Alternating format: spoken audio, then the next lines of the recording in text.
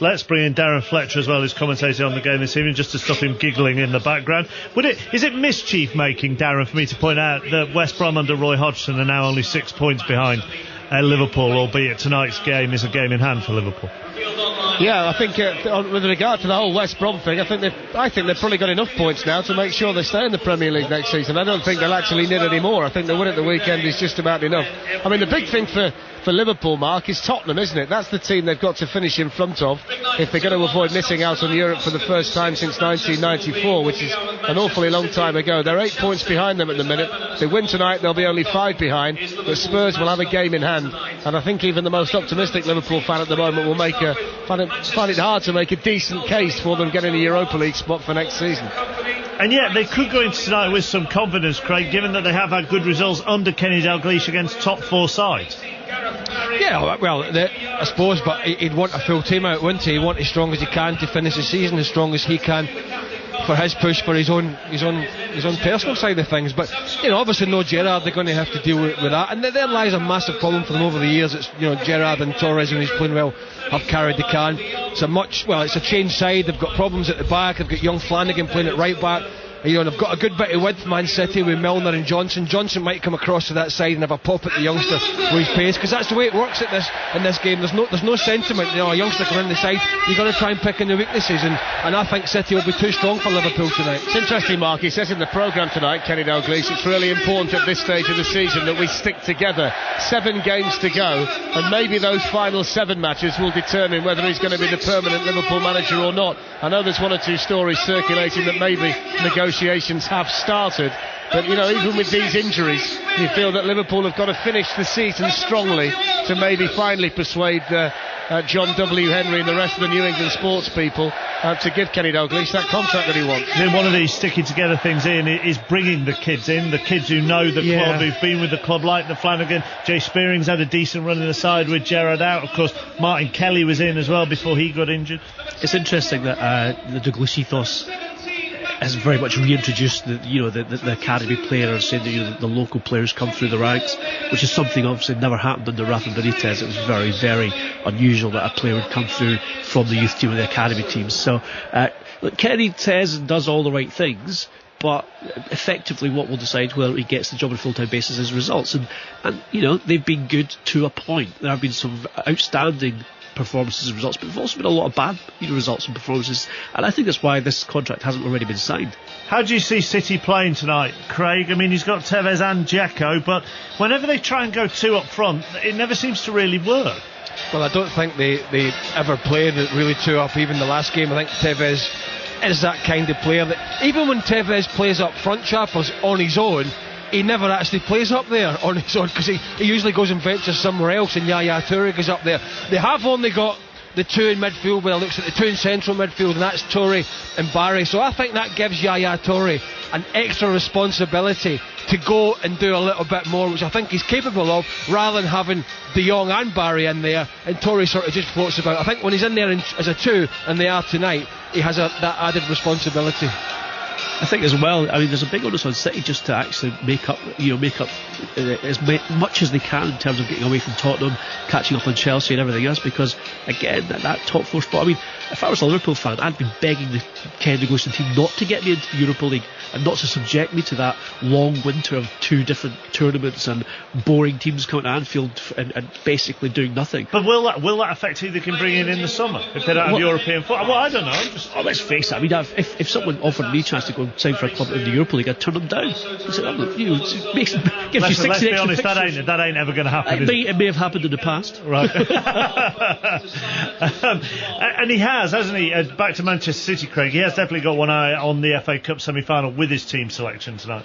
Well, it's obviously a massive game, but then again, if he doesn't finish in the top 4, then he might be sitting next to Carlo Ancelotti in that flight going back to Italy. So I mean, at the end of the day, they're both as big as each other in their own context. Darren wants to say something. I think just on this City thing, Mark, I think there was a change in attitude somewhat in the last home game against Sunderland, that there was a real desire in that City team to actually try and score goals and to actually get on the front foot and attack Sunderland. And I'm not necessarily sure at times this season whether the desire to attack has actually been in the City team. They're quite a defensive unit in the main. And it was interesting that Roberto Mancini said to me when I spoke to him after the match that the return of Adam Johnson allows Manchester City to play much more progressive, attack-minded football. And I just wonder how important a player he's going to turn out to be, the young England winger, in the last 7 games or so, particularly with this FA Cup semi-final to come at the weekend, because they did look a different side with him in the team, and Mancini was really singing his praises after. Well, that's interesting, Darren, because earlier in the season he was having a pop on a regular basis that Adam Johnson said a couple of fancy Dan touches and no end products, not really any good to me. I thought that was really harsh on the lad. He described him after the Sunderland win as the one player in the team that can change things for Manchester City in wide positions, and Mancini went as far as to say that City's attacking problems came when Johnson got injured. So, sometimes players become better when they're out of the side. Maybe in his manager's eyes, Adam Johnson's managed to achieve just that. Craig, could you play Adam Johnson and David Silva in the same team? Oh, absolutely. What's your reason? Why could we not play them in the same team? Well, it's not my reason. I'm just looking at how he set his side up, and David Silva's on the bench and Johnson's in. Because Milner's going to play in one side and Johnson's going to play in the other, and Silva can play in behind a front man as well. They both played in the same side against Sunderland, Mark, with Silva on one side and Johnson on the other, and that was really, the bedrock on which that victory was built on. You could play him out. You could play Milner on the same side as well. You could take Barry out of the equation and play Milner in central midfield. Okay, you might be taking a possibility of having a digger in there, somebody to break it up, but hey, you might have to go for it at some point. Ian? No, I think the idea of Silva and Johnson together is very exciting, and I think if you've got Yaya Toure, to hold the midfield with Barry or any one of the other 7 holding midfielders that they can choose from, then you're going to be fine. It's just, I think it's right what Darren said about that the Sunderland game seemed like a difference in attitude, but again, it's at Eastlands and they're good at home, we know that, but they haven't won this year away from home. Well, let's see what they're going to do tonight then. Liverpool against Manchester City, live from Anfield is our commentary game. The teams are making their way out onto the pitch. You can hear the famous Liverpool anthem, and Darren and Nigel Adderley and Craig Burley will bring you full match commentary after Rachel Hodges with the BBC News. Online at bbc.co.uk/5live. This is BBC Radio 5 Live. The former president of Ivory Coast, Laurent Gbagbo, who'd been refusing to give up power after losing a general election last November, has been arrested. He's under UN police guard. At least 7 people have died after a large explosion during rush hour at an underground station in Minsk, the capital of Belarus. At least 7 people are reported to have died. Police are investigating a death and a fire on a passenger train at Leighton Buzzard Station. The fire began in the toilet on the train. A woman has died. And Oxford University has accused David Cameron of getting his figures wrong after the Prime Minister claimed it admitted only 1 black student last year. The university says the real number is 27. This is 5 Live Sports with Mark Chapman. We'll hear from the new Notts County manager Martin Allen at half-time during 5 Live Football League. Mark Clement will join me as well. Now, though, live from Anfield, live Barclays Premier League commentary on 5 Live Sport. Craig Burley, Darren Fletcher and, first of all, Nigel Adderley are your team at Anfield. Thank you, Mark. The start of a big week for Manchester City, but before they can contemplate United at Wembley in the FA Cup semi-final, they must face a Liverpool side who are clinging on to their faint hopes of taking a European place, and will also be aware that Everton are breathing down their necks, and that's one thing they don't want to contemplate before the end of the season. They've only finished behind their Merseyside rivals once since Everton last won the league way back in 1987. We will have a minute's silence in a few minutes' time to mark the 22nd anniversary of the Hillsborough Stadium disaster, which comes up on Friday. But Craig Burley, a quick word before then. We look at the City team tonight. Clearly they have one eye on Wembley, but in many ways they can't afford to take this game for granted tonight. No, absolutely not, because Tottenham are still chasing along and putting them under pressure, and they've got to finish in that top 4. That's absolutely for sure, to take the pressure off, take some pressure off their manager. They've played well enough to do so, certainly in recent weeks, and they certainly, even with leaving some good players out tonight as they have, have got a very formidable side out in the field against a Liverpool team that are changed and have got a little bit of inexperience in it, Nigel. And Liverpool do have their injury problems, but even bearing those in mind, it does have an end of season look at the whole atmosphere around Anfield, doesn't it? Well, it's almost like, let's just get this one out of the way. It's not been great, and get the manager in place, and let's see who we're going to sign in the summer and get a bit of stability, and hopefully from Liverpool's point of view get back to bigger and better things again.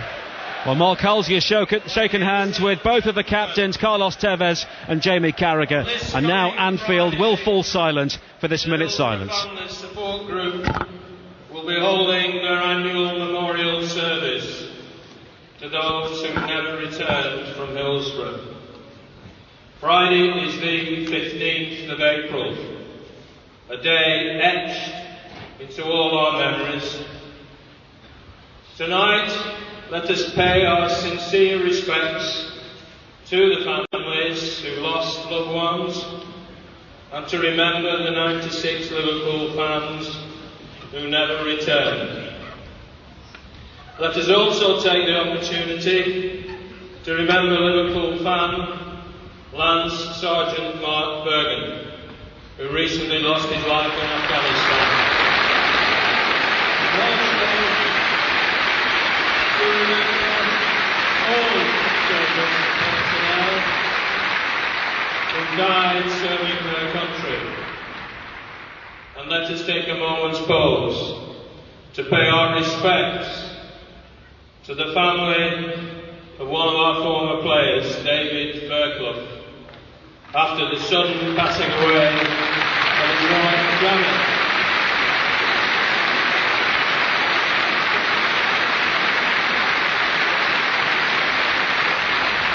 Our thoughts are with David, Tom and Sophie. So, with a minute's silence, let us remember them.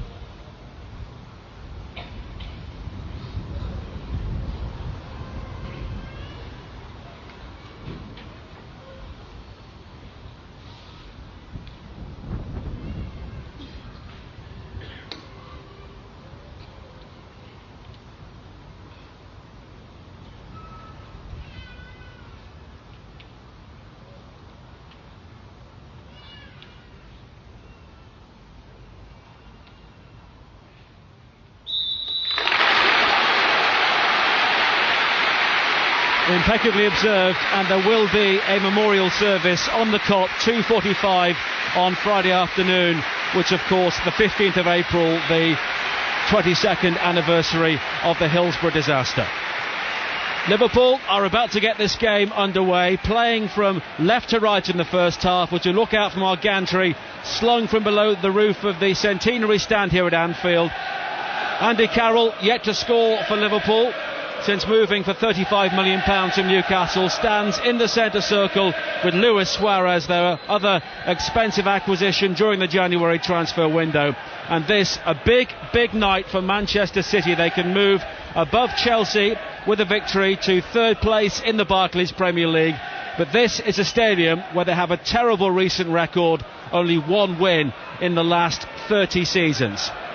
Mark Halsey, our referee, is about to get the game underway, and he does so now. Liverpool in their famous all-red, Manchester City in their sky blue and white. As Liverpool play the ball forward on the far side, it's played back towards Martin Skrtel. A youngster, John Flanagan, making his debut, only 18 in the Liverpool side tonight. There's a young look to the bench as well.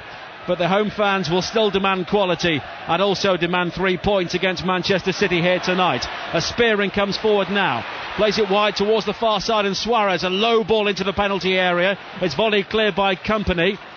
Played forward by Flanagan, down this near side, the Liverpool right, looking for Kaut, but City will cut the ball out, and Kolarov plays it forward, looking for Milner, but Liverpool will win the ball back. So a reminder of the teams again: Liverpool, Pepe Reina in goal, the back four, John Flanagan, Martin Skrtel, Jamie Carragher and Fabio Aurelio, Raul Morelos, Lucas Leiva and Jay Spearing in midfield, with Dirk Kuyt and Luis Suarez either side of Andy Carroll. 3 changes for Manchester City: De Jong, Silva and Balotelli all dropping to the bench as Adam Johnson tries to move the ball forward for City on the far side there right, and wins a throw-in 5 or 6 yards from the Liverpool corner flag. Manchester City attacking the Kop in the opening 45 minutes, and Yaya Toure will take this throw-in into the feet of Dzeko and back towards the giant Bosnian again, who tries to feed the ball into the penalty area, but Liverpool will clear. Barry plays a terrible ball infield straight to Dirk Kuyt, who quickly plays the ball up to Carroll on the halfway line, but he can't find a red shirt, and City have the ball back. Their team: Joe Hart in goal, Dedrick Boyata, Vincent Kompany, Jolyon Lescott and Alex Kolarov the back four, James Milner and Adam Johnson the wide players, Yaya Toure and Gareth Barry holding in midfield, with Carlos Tevez in behind Edin Dzeko, as Liverpool win a throw-in down this near side, and Flanagan is the man who will take it. 2 minutes played here at Anfield, Monday Night Football on BBC 5 Live, and it's Liverpool 0, Manchester City 0. Here are the early thoughts of Craig Burley. Well, the positive thing if you're a Liverpool supporter is they're playing with Suarez right through the middle with Andy Carroll. Morelos will just take up that little position on the left side of a midfield four with Kaut on the right, so they're obviously going to try and put Kompany and Lescott under as much pressure as possible, try and get the ball up there, use Carroll's physical presence and get the midfield and Suarez squeezed up in and around him. City start this game in 4th place in the Premier League. They are 2 points behind Chelsea, and more significantly perhaps 3 points ahead of 5th place Spurs, following that 3-2 win for Harry Redknapp's team against Stoke at White Hart Lane on Saturday. Liverpool are currently 6th. They're 8 points behind Spurs, and now only a point ahead of Everton, following David Moyes' side and their very impressive 3-0 win at Wolves at the weekend. As City try and bring the ball forward, a neat trick from Adam Johnson on the far side. Very quickly 2 Liverpool players converge on him, but he manages to find Dzeko, and now City spread it wide towards this near side there left, and Kolarov, who breaks over the halfway line and plays it back towards Barry. Of course, the captain of England in the most recent international, but very much part of the squad now at Manchester City, playing tonight in the absence of Nigel de Jong, who is rested on the bench with Saturday and Wembley in mind, as Milner tries to bring it forward on the far side, the right, but he runs into Aurelio.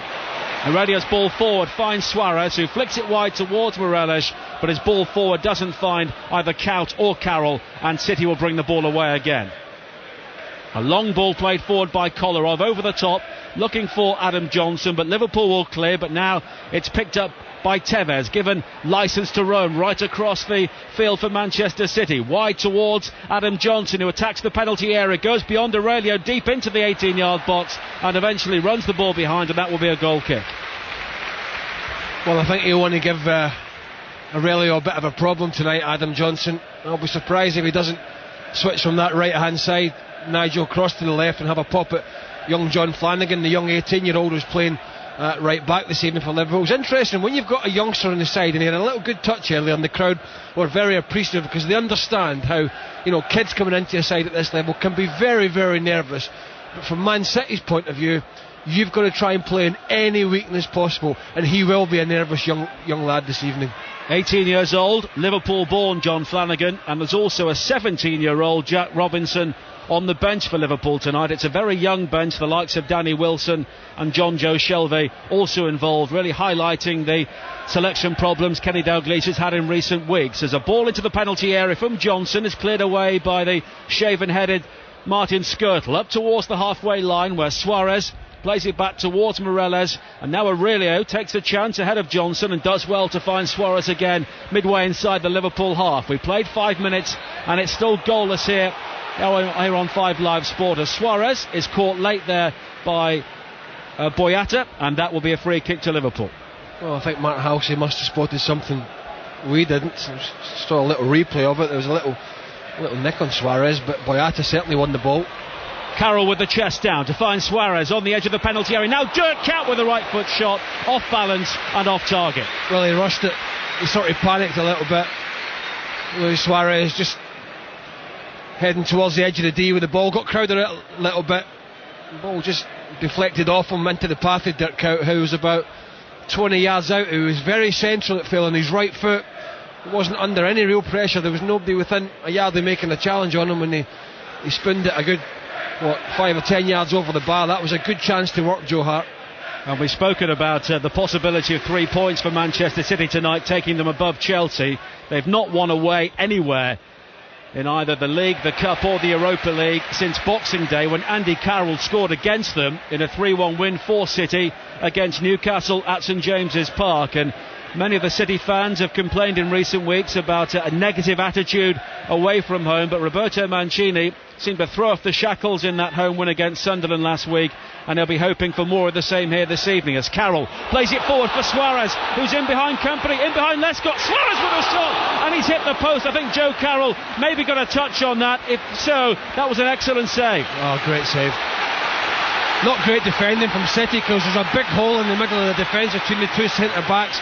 The ball dropped to Andy Carroll on the halfway line, side foot pass straight through the heart of that City defence, and Suarez took it away from Lescott onto his left foot so he couldn't make the challenge, and a wonderful save from England's number one. At the other end now, City moving forward. Barry wide towards Tevez, who controls neatly down the right. He'll take on Skirtle inside the penalty area, goes beyond him. High ball towards the far post, and it's Boyata who was up there with a header, glancing the ball onto the roof of the netting, and it's behind for a goal kick. Well, might just have a gamer with hands tonight, which is nice, isn't it? I suppose. But that was a great chance for Suarez there. Poor defending from Company and Lescott. I mean, it was just scooped through by Andy Carroll. I think he was just trying to find Luis Suarez to his feet. I don't think he was trying to slide it through, but it did manage to work its way through. He drove into the box, and he was only about 16 yards out. He went for the side foot, the left foot it was. He was pretty central, and it was going down to Joe Hart's left hand post, low and left, and boy, he didn't have to do well there, Joe Hart. Wonderful goalkeeping, just stopped Liverpool taking the lead. Just a fingernail there from Joe Hart, but he did enough, the City goalkeeper, to keep his team on terms. We played 8 minutes, a good start to this match here at Anfield. 0-0 between Liverpool and Manchester City as Carroll tussles with Company on the far side and wins Liverpool a throw. And it's very, very rare to see City so square at the back. Yeah, well, that'll be a good battle. Carroll and the two centre halves, especially Company, who I think's been excellent this season. Big strong lad as well. He'll be up for the fight, and that's what Andy Carroll's all about. Kuyt moves away from Kolarov and finds Suarez on the edge of the penalty area. Right foot shot again this time though. It's high and wide into those City fans behind the goal.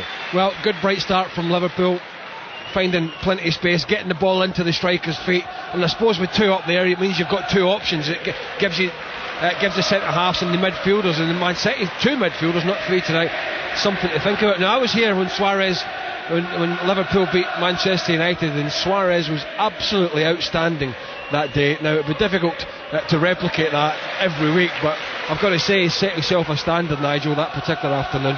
Well, that game was actually Liverpool's last home game in the league, way back on March the 6th, yeah, when Dirk Kuyt scored that hat-trick. But as you say, Suarez was instrumental in that, and on the day, the likes of Vidic simply couldn't handle him, could they? Well, Dirk Kuyt got a hat-trick, but he probably travelled about 6.5 yards in total if you counted it all up.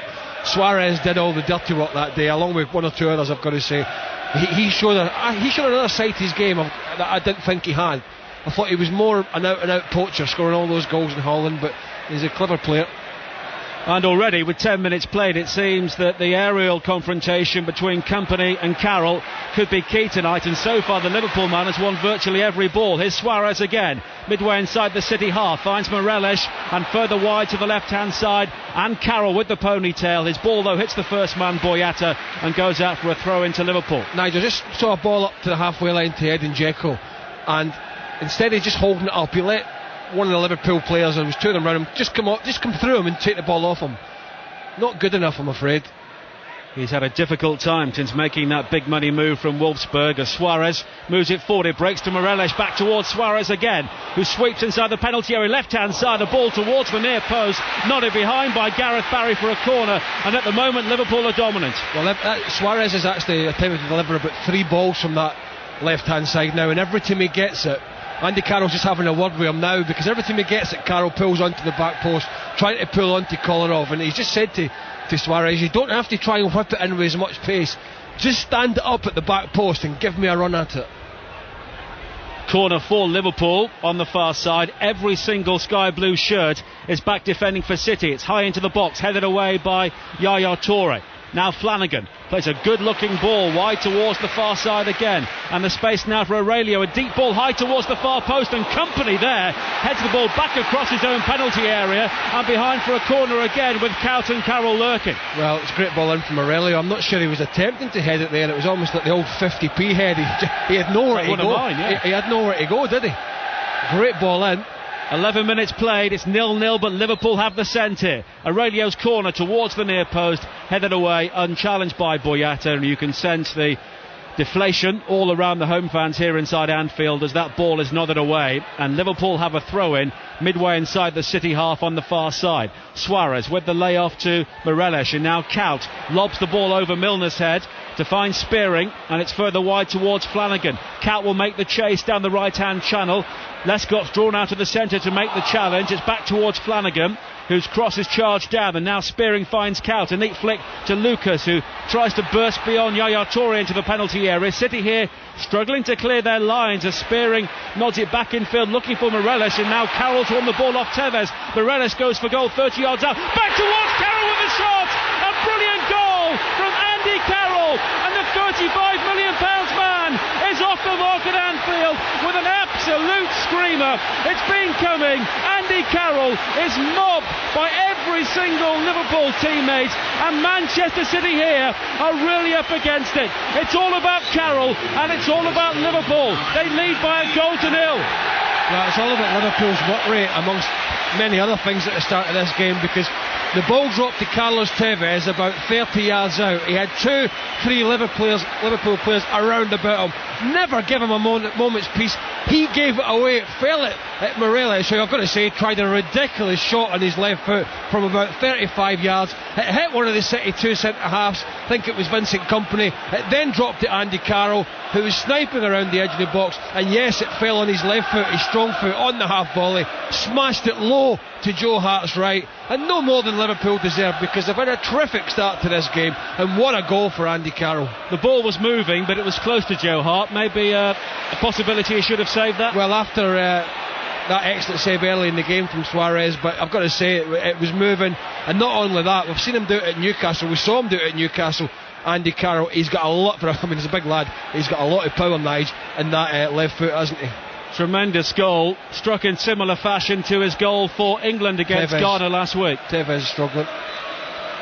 Yeah, he's taken off the armband already, and this could be a concern for City with the FA Cup semi-final coming up against Manchester United at Wembley on Saturday, and I think finished. Tevez believes his work is done here. The armband came off straight away. He's holding his right hamstring. Oh, that's a real concern. Well, it's more than a concern, unless it's some sort of related back problem where it's a sciatic nerve.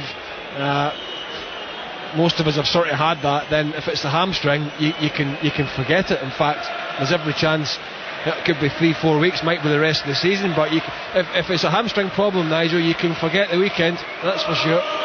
So United will be without Rooney at Wembley, and there seems a strong possibility now as Carlos Tevez heads down the tunnel here at Anfield that City will be without their talisman as well.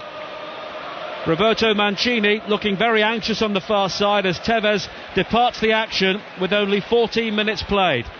Liverpool lead here by a goal to 0, and Manchester City already without Carlos Tevez, and City are readying a player to make a change here very early on in this game. It's been a dreadful start for Mancini's men as they try and build now as Yaya Toure plays it wide towards this near side, and Kolarov, maybe the only bright spark for Manchester City could be the last time they won away from home. Andy Carroll scored in that game, but it's a very different sort of evening here tonight, with Liverpool having the bit firmly between their teeth as City try and build now with Johnson on the far side. He looks to skip beyond Lever, and in the end the challenge comes in from the Brazilian, and the City players and Adam Johnson in particular looking for a free kick, but nothing was given and the ball's gone behind for a goal kick.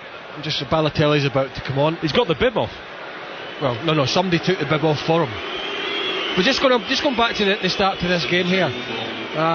Tevez actually did it I think it was when he was caught for the goal, when he was stretching, when Liverpool put him under pressure. When Carroll took the ball off him. And he just overstretched. But just going back to, Liverpool have started really well, but it's not because they've been out Fox, Man City, with tactics and all that, because they're both played more or less 4-4-2. Okay, you might say Tevez has dropped a little bit deeper, but there's only Toure and Barry in midfield. They've got Milner wide on one side, Johnson on the other side, and Liverpool have done exactly the same thing. So it's not tactics, it's Liverpool have been brighter, sharper, more alert, they've wanted it a bit more, and they've closed City down when they haven't had it a lot better. And really, it maintains a trend so far since Kenny Dalglish returned to the club that Liverpool have played extremely well against the bigger teams. Of course, they've beaten Manchester United and Chelsea here, but elsewhere they've lost to West Bromwich Albion, West Ham and Blackpool, and also dropped points against Wigan. Let's get more news on Carlos Tevez from Alistair Yeomans down in the tunnel. Nigel, Carlos Tevez walked up the stairs very gingerly, walked past us. When he was asked about his injury, he made a pulling motion as if to say he had pulled a hamstring. Obviously there is a language difficulty, so we can't be for sure. He looks very glum, and as Craig was saying, this does look like a pretty bad hamstring pull. So it could not only rule out Tevez from Saturday, but maybe some other key games coming up in the Premier League, thanks to Alistair Yeomans there down in the tunnel. So 17 minutes played here on what is turning out to be a very difficult night for Manchester City. They trail Liverpool by a 0-0. Andy Carroll scoring his first goal as Liverpool's new number 9. And straight after the goal, Carlos Tevez departed with what appears to be a serious looking hamstring injury as Liverpool try and bring the ball forward again here.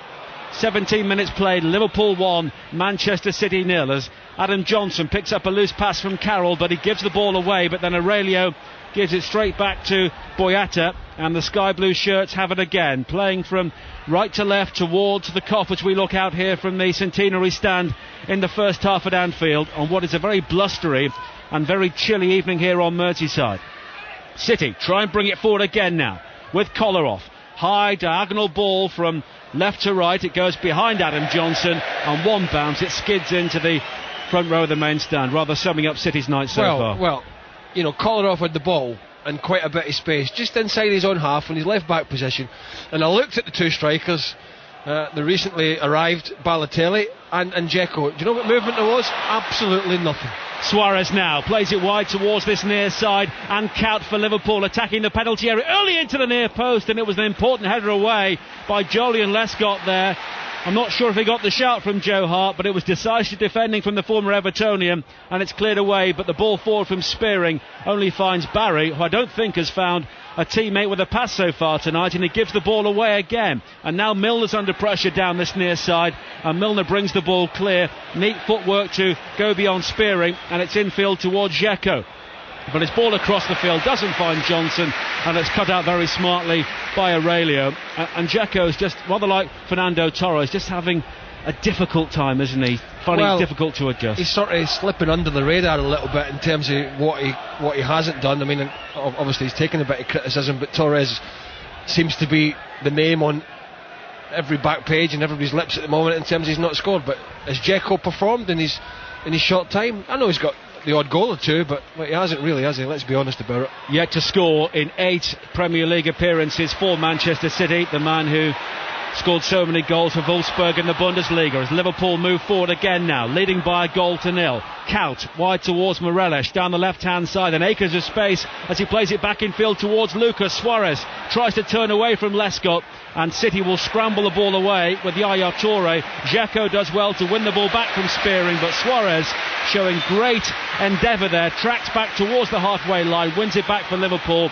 and they'll look to move forward again now. What's happening, Nigel, is the two wide players from Liverpool, they're not really really wide players, Cout and Morelos. They're coming inside off the line, they're playing from out to in, and they're nipping in behind Yaya Toure and Gareth Barry. When they push on to the two Liverpool central midfielders, they're getting left with the body in behind. Morelos plays a 1-2 with Suarez on the edge of the area. Kollarov's clearance falls straight to Andy Carroll now on the left side of the area. High ball towards the near post, headed away by Company, and now Spearing tries to volley it back towards Aurelio on the far side, and the ball goes out of play. Manchester City here, who need to catch their breath with 20 minutes played, have a throw in midway inside their own half.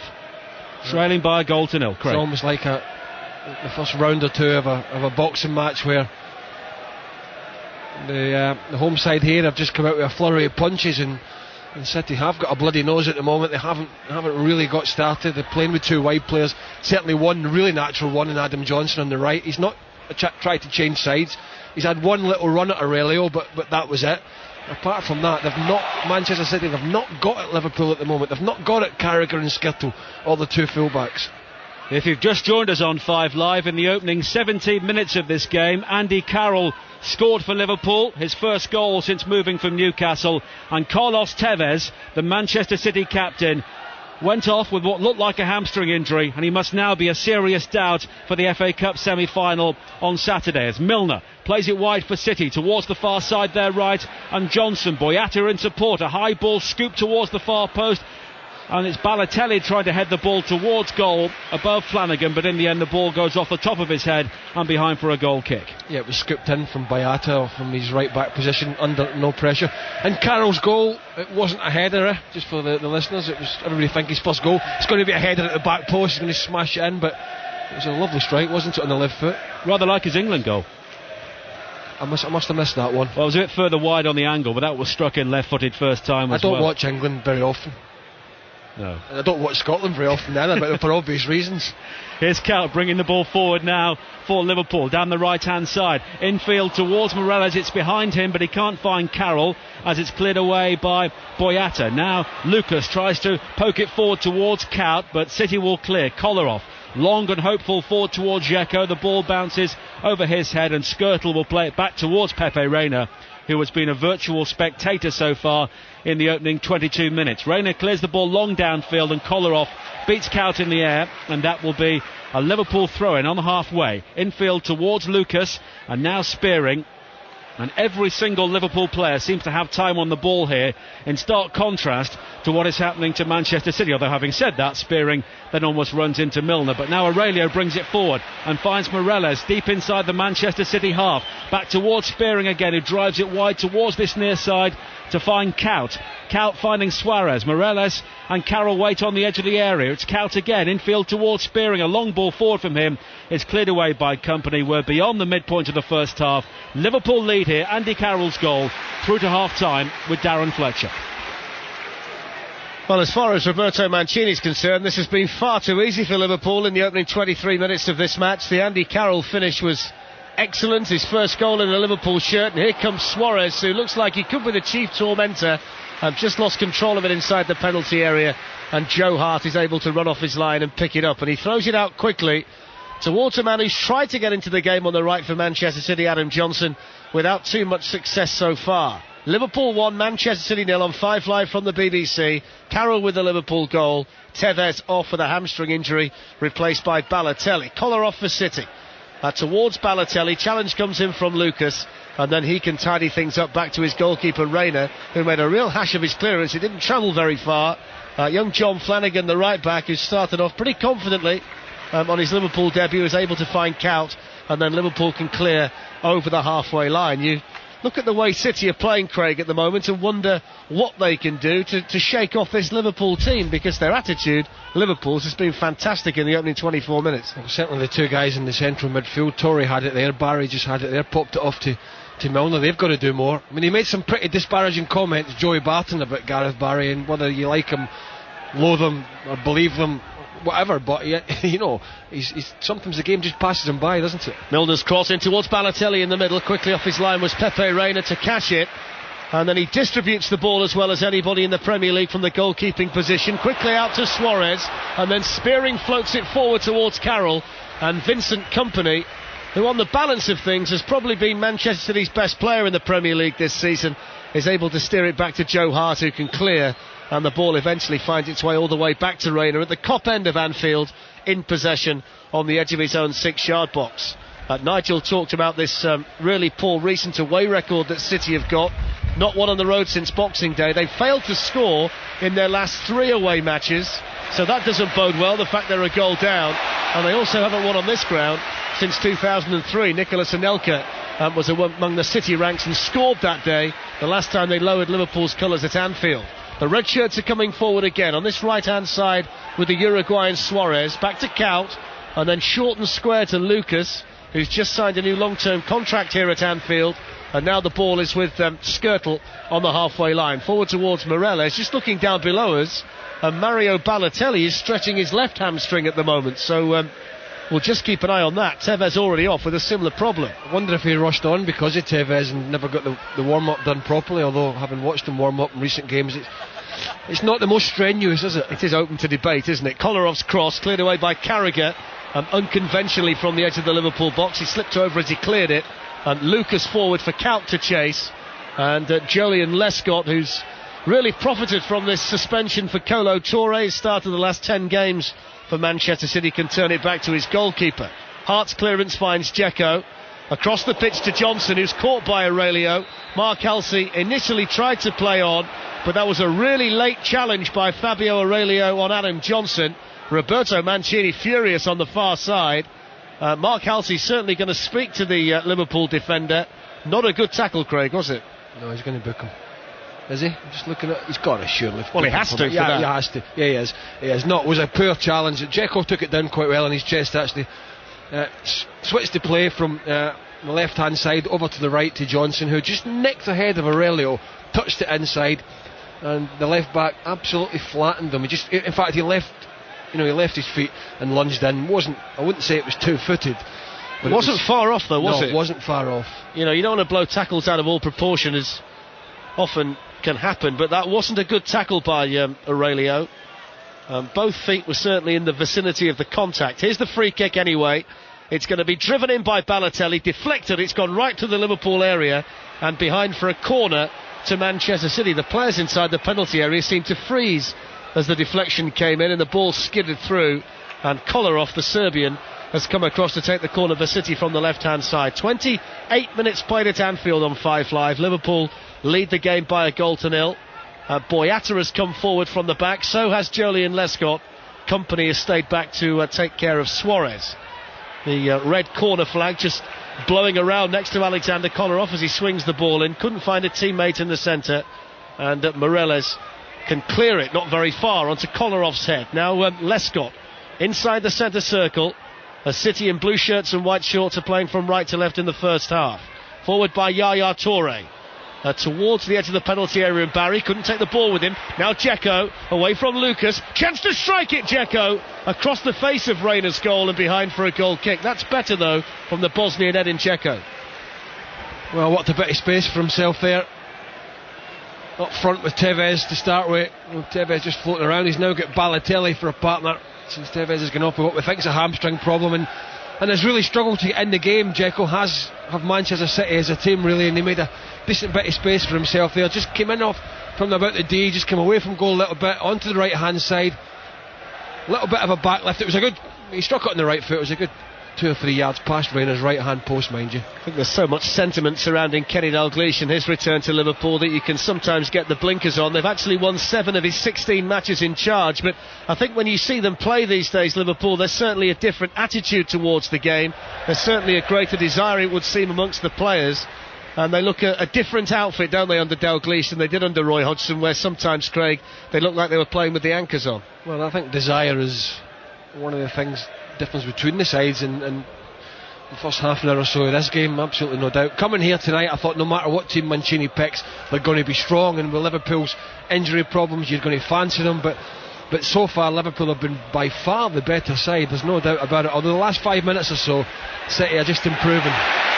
The challenge there by young John Flanagan, the teenager on Gareth Barry, certainly doesn't look out of place in this Liverpool team. He's not played for the reserves, he's not played for the first team, yet he looks very cool and composed in the right back position. in the opening half an hour of this match. Milner inside the centre circle as City look to get things started. Liverpool have been significantly the better side in the opening half an hour. They deservedly lead 1-0 through Andy Carroll's goal. Company on the halfway line on a chilly and blustery night on Merseyside. Lescott short to Barry. Still on the halfway line are Manchester City. Forward towards Balotelli. Headed on towards Edin Dzeko. And cleared away by Skrtel. And helped on then by Kout towards Spearing. And the youngster just loses possession of the ball. Lescott almost got himself in a mess midway inside his own half.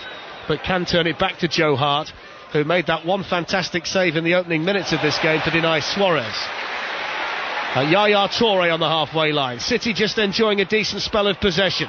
Balotelli to James Milner. Then out to the dangerous Johnson on the far side, who can take on Aurelio. Aurelio's got to be careful. Johnson into the penalty area. Great run. Good challenge though by Skrtel, who spotted the danger, sprinted across, made the challenge, and then Aurelio wins his side of throw-in on the far side. That's the best we've seen though so far, Craig, from Adam Johnson. Yeah. Was it Johnson that the challenge was on at Eastlands to give away a penalty earlier in the season? I think it was, wasn't it? I think it might have been Skrtel on Johnson. It was something very similar, just coming in.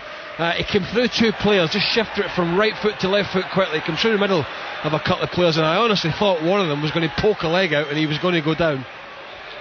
Adam Johnson scored on his last appearance for the first team in the recent 5-0 win against Sunderland. He was the best player for Manchester City that day and really did provide a spark on the right. He's got that ability to cut in and hit the ball with his left foot. We saw that when he scored the goal against Sunderland, and he almost managed to wriggle through and do something similar there. City are back in possession with Edin Dzeko. Out towards Boyata, the young Belgian, playing at right back in the absence of Richards. He gives the ball away, and then it's played forward towards Suarez. Sliding challenge by Barry, and now Company can come forward. This is significantly City's best spell of the game. Kolarov drives it into the penalty area, half a yard in front of Balotelli and behind for a goal kick. Well, that was a fabulous ball in from Alexander Kolarov there after a switchy play. Got him down the left hand side. He was about 10-12 yards off the touchline, 10 yards outside the box on the angle, drove it across the face of that 6-yard box, and Balotelli must have almost got his studs to it. Well, I said a yard. It was probably 6 inches in front of the right boot of Mario Balotelli. Fantastic balling by Kolarov, who certainly has lacked a bit of consistency since his big money move from Lazio in the summer. But he does provide that width and pace down the left hand side, and with that delivery with his left foot, he's got the ability to put dangerous balls into the penalty area. Liverpool, though, lead by a 1-0. Although if you are Roberto Mancini, Craig, you'll be slightly happier now after the performance he's seen for the last 5 minutes or so from his side. It's been better, hasn't it? And I think go back to Kolarov, it's sort of defending with him, isn't it? Yes. It's been an issue. Here's Suarez, likes to run from deep. That's a good ball. Raul Meireles for Liverpool, tight angle, went across, back to Suarez, didn't connect properly, cleared away by Lescott, picked up by Dirk Kuyt just outside the box, high and hanging towards Carroll, headed back by Carroll, away by Boyata. But Liverpool will come again. Spearing, that's intelligent, laid off into the penalty area towards Aurelio. Shot blocked by Company now. Kout with a shot, 2-0. The goal was always going to come. Liverpool were knocking on the door. In the end, Dirk Kuyt barged his way through and fires Liverpool into a 2-0 lead. Well, that's a lovely side foot finish in the end from Kout on this right hand side. We were directly behind it here up in the gantry. Just slid it. Slide rule to Joe Hart's right hand side, but it was comedy keepers defending from Manchester City. They just couldn't get away. All came about initially because they got down the left hand side. Liverpool, Dedrick Boyata had tucked in so far, Darren, he was almost holding Vincent Kompany's hand. That allowed them to get down the left hand side. They've made a bit of a mess of it, Liverpool. A couple of more strikes, City failed to clear it. It lands at Dirk Kuyt's feet, and we thought, wow, is he going to smash it? No. Nice little side foot. Just poked it past Joe Hart, and just when City thought they were getting back in the game, Dzeko inside the penalty area at the other end, who managed to spin away from Skrtel with his strength, but his shot lacked power and was comfortably taken by Reina. It was the knock on Dirk Kuyt, wasn't it, for the first 18 months or so as a Liverpool player, that he'd left his shooting boots behind in Holland, where he had a fantastic record as a Feyenoord player. But last season he rediscovered that Midas touch in front of goal, and he's carried that on this season. That's his 9th goal in his last 10 matches for club and country. Dirk Kuyt scored the hat-trick against Manchester United. He's also been in good form for Holland as well, and he really finished that like a man bang in form. Meireles swings the ball into the box towards Carroll. 3-0. Liverpool are running riot at Anfield. Cross floated in from the left-hand side. The City defence was nowhere, and Andy Carroll heads his second of the night. Liverpool's third. Liverpool 3, Manchester City 0. Well, so far this is a party political broadcast for Kenny Dalglish. Give me the job here at Anfield, because these players are doing a fantastic job from absolutely wonderful. Manchester City give it away again. I think it was Boyata, sloppy giving it away. Morelos from the left hand side hit a diagonal ball into around the penalty spot, and there was Andy Carroll 1-on-1 with Kolarov. It was at the back post, because he'd pulled off, and that's what I said he would do. And Kolarov just knew Carroll was going to get a challenge, and now it might have come off Kolarov a little bit as well. I think it's certainly come off Kolarov's head first, but Carroll was there. I think it might have glanced off Andy Carroll as well. I certainly think the England striker's going to try and claim his second goal of the night. But you just wonder what's happened to Manchester City. I know they've lost Carlos Tevez, but they've kept more clean sheets in the Premier League than anybody else this season. They've been rock solid defensively. Tonight, they've fallen apart at the seams, Craig. They're all over the shop. And I mean, I'm really surprised, but I'm sure there'll be some Tottenham fans listening to this thinking, well, let's hope this continues. But I watched Liverpool in the warm-up. They were doing this little keep ball session, 5 or 6 against the other ones, and the ones with the bibs on weren't allowed to tackle, even if the ball was in the vicinity. But the keep ball was all about passing and moving and quick, get the ball shifting. And Liverpool have done that in the game, and I'm afraid City have been a bit like the Liverpool players with the bibs on. They ain't made any challenges. Driving rain at Anfield now, but it's certainly not dampening the enthusiasm of the Liverpool fans, because they lead Manchester City 3-0. And their full value for the win, for the lead, really. Carroll twice and Dirk Kuyt, 2 goals in a minute. Kuyt's incisive right-footed finish, and Carroll's glancing header with a bit of help from Kolarov. And even at this early stage of the game, with the rain pouring down now, it's hard to make a case for Manchester City getting back into it. Yeah, I was watching some movement down beneath us, but I think it was Boyata that gave the ball away needlessly. And one of them did anyway, over on that right hand side for the goal. But Liverpool have pressed it, Darren, really well. Whenever Manchester City have tried to pop it into midfield, Liverpool have pressed it, and it's absolutely teeming down now, isn't it, with rain? It's not like George Clooney film, is it? Perfect Storm, where he was on the boat. Remember that one? Yeah, I remember that. Yeah. You got it on Sky Plus, haven't you? Yes, I'll still watch it. Not before the dam busters, though. I love that. It's that kind of rain, though, isn't it? It's raining on Manchester City, because here come Liverpool again. Lucas's ball ricochets off Suarez, picked up by Spearing on halfway. Now Aurelio down the line to Morelos on the left-hand side for Liverpool. Back to Spearing. He's another youngster in the Liverpool side who's not looking out of place. Throw-in now to Liverpool in front of Kenny Dalglish on the far side, with Roberto Mancini about 5 yards down the touchline from him. You see the body language of Yaya Toure? Not very good, is it? No. It's almost as if, just get me out of here. I mean, he's not alone though, Craig, is he? Oh, no, he's not alone. I mean, from a back four's point of view, and 2 very experienced centre-halves have been all over the shop, but they're not getting anybody in front of them pressing the ball. And saying that, they've got to be brave enough, because Suarez and Carroll, they're good players, but they're not the quickest. So surely they can squeeze out and push the midfield on. It's hailstones here now, is it? It's absolutely bucketing down. Fabio Capello's here tonight. He'll be very happy with the form he's seen so far from Andy Carroll. Kuyt on the halfway line for Liverpool, the scorer of their second goal tonight. Now Flanagan, forward by Flanagan to Suarez. Now Spearing on the halfway line. Every time Liverpool have got the ball, they're able to find players in space. Here's another one, Aurelio on the left-hand side, inside City territory. That was awkward for Company on the edge of the box, just managed to block it, and then clear under pressure from Carroll towards Dzeko, who goes over under Skirtle's challenge. Mark Halsey, the referee, says play on, and Liverpool have got it just outside their own penalty area with Carragher. Well, a lot of people have already anointed Manchester City as a Champions League team for next season, but it's worth thinking back to last season, where they only managed to win 3 of their last 7 Premier League matches, to miss out on the Champions League, and they've still got the game at home to Tottenham on Tuesday the 10th of May, which could be as important as the game at Eastlands last season, when Peter Crouch scored the goal to secure Spurs a place in the Champions League for this season. There's still work to do, and still some tricky fixtures on the way for Roberto Mancini and Manchester City, and performances like this away from home certainly won't be helping their cause. Boyata running through the centre, Carragher tidies things up, and then Rayner can clear towards the halfway line. Carroll laid it off. That was almost a perfect layoff. In the end, it was intercepted by Kolarov, and then Lescott was just able to clear under pressure from Suarez. The appetite in the Liverpool team, Craig, is fantastic tonight. Has been from the first minute. Again, there's company given away. Carroll stealing it towards Suarez. Suarez appeals for handball from Joleon Lescott, who'd slid in. Just to emphasise how heavy the rain is, the players' shirts are absolutely plastered to their bodies after only a couple of minutes of driving rain. The knees of Kaut and Kolarov have collided about 5 yards inside the City half, and Kolarov has stayed down. Mark Halsey just comes across. There was nothing malicious from Dirk Kuyt. I know it's easy to play like this, Craig, when you're 3-0 up and having it all your own way, but Liverpool have played like this since the opening whistle. Listen, they've come out, the starters went, and they went, we're going to take the game to you, and we're going to put you under pressure. They've passed it well as well.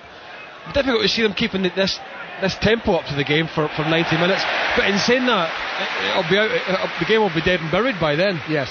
I mean, the one thing I was saying earlier, I was saying to Nigel, they've got a strong bench, Man City, haven't they? And they're going to have to use it, aren't they? I mean, they've used one already, with Tevez going off, Balotelli coming on, but they've got David Silva, and they've got Wright Phillips, I think. They've got Nigel de Jong, who's a defensive midfielder.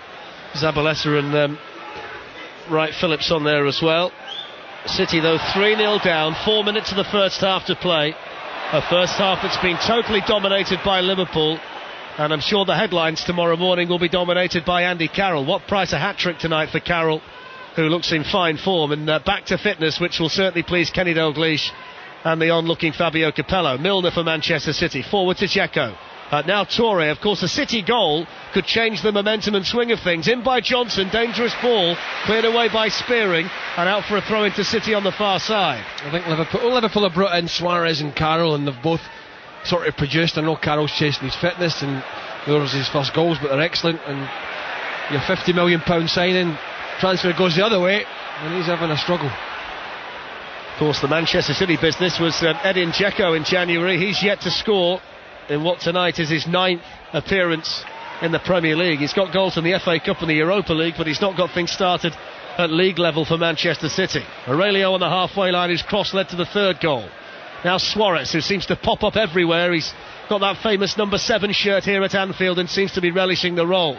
Loses the ball. Liverpool get it back quickly though, because City can't retain the possession, and now Lucas can start them off again from just inside his own half. Gives it to Raul Meireles, and then back to Skrtel, and then Jamie Carragher. I think it's interesting as well when you look at the kind of impact a manager might make on a club. The players who were struggling under the previous manager, the likes of Raul Meireles and Lucas, much maligned characters, all of a sudden have been given a new lease of life by the arrival of Kenny Dalglish, and they're starting to play with the kind of potential that Liverpool fans have felt they've had for quite a while. Carragher hits it long, up towards Carroll, who beats Kolarov, but then slips over on the now skiddy surface, and Kolarov can bring it away to Balotelli on the left-hand side. Right down below us as we look high from the Centenary stand at Anfield. Liverpool 3, Manchester City 0 on 5 Live. 43 minutes played. Boyata floats the cross into the penalty area towards Balotelli. Flanagan at right back, Craig, has done nothing wrong, has he, the teenager? No, it's been a fine evening for him so far. Obviously helps when you come into the side and your colleagues are playing well, and the experienced guys, and there's loads of them in the Liverpool red shirt tonight, are helping him out. James Milner's gone into a more central position since the third goal went in. Kolarov is providing the width on the left-hand side for City. Johnson is still wide on the right. And City have got a free kick now. It's about 15 yards outside the Liverpool penalty area, just about level with the angle. And Kolarov, who delivered that one excellent ball into the box, low and hard towards Balotelli midway through the first half, is standing over it. Dzeko's in there. Balotelli, Lescott and company have gone forward, and Yaya Toure's in there. They're a big side, City. If he gets the delivery right, Kolarov, they're a dangerous outfit from set pieces. In by Kolarov, took a deflection, header by Lescott wide, and that was an opportunity for the England defender. Well, inadvertently come back into Lescott after it took the deflection. Kolarov on the left, as you said, fizzed it in. It's got great delivery. Liverpool were trying to hold a high line, they were trying to squeeze up as far as they could, but inevitably they drop deep as they do, because that's a kind of natural thing, and the deeper they dropped, the more danger there was going to be. But fortunately from Liverpool's point of view, but not from Man City, that the header from Lescott was wide. Had he headed it down and on target, Darren, with the weather, the rain's now stopped, but the surface is skiddy, it would have made it difficult for Pepe Reina. Reina's clearance had hardly anything to do. The Spaniard in the first half in goal for Liverpool. Andy Carroll just clouted Yaya Toure going for a header. Said, if you think you're getting a free header there, fella, then you're kidding yourself on. Counts won it back for Liverpool. Right down below us on the right-hand side of the Liverpool midfield. And Lucas then finds Suarez, the two South Americans combined. Suarez just outside the City penalty area. The spearing, short, squat figure with a shaved head, the youngster. Gets the return ball from Aurelio but loses it. Now City can break. And we've got a 4-on-4 here. James Milner running through the middle. Balotelli makes the run through the centre. Milner can't find him with a pass.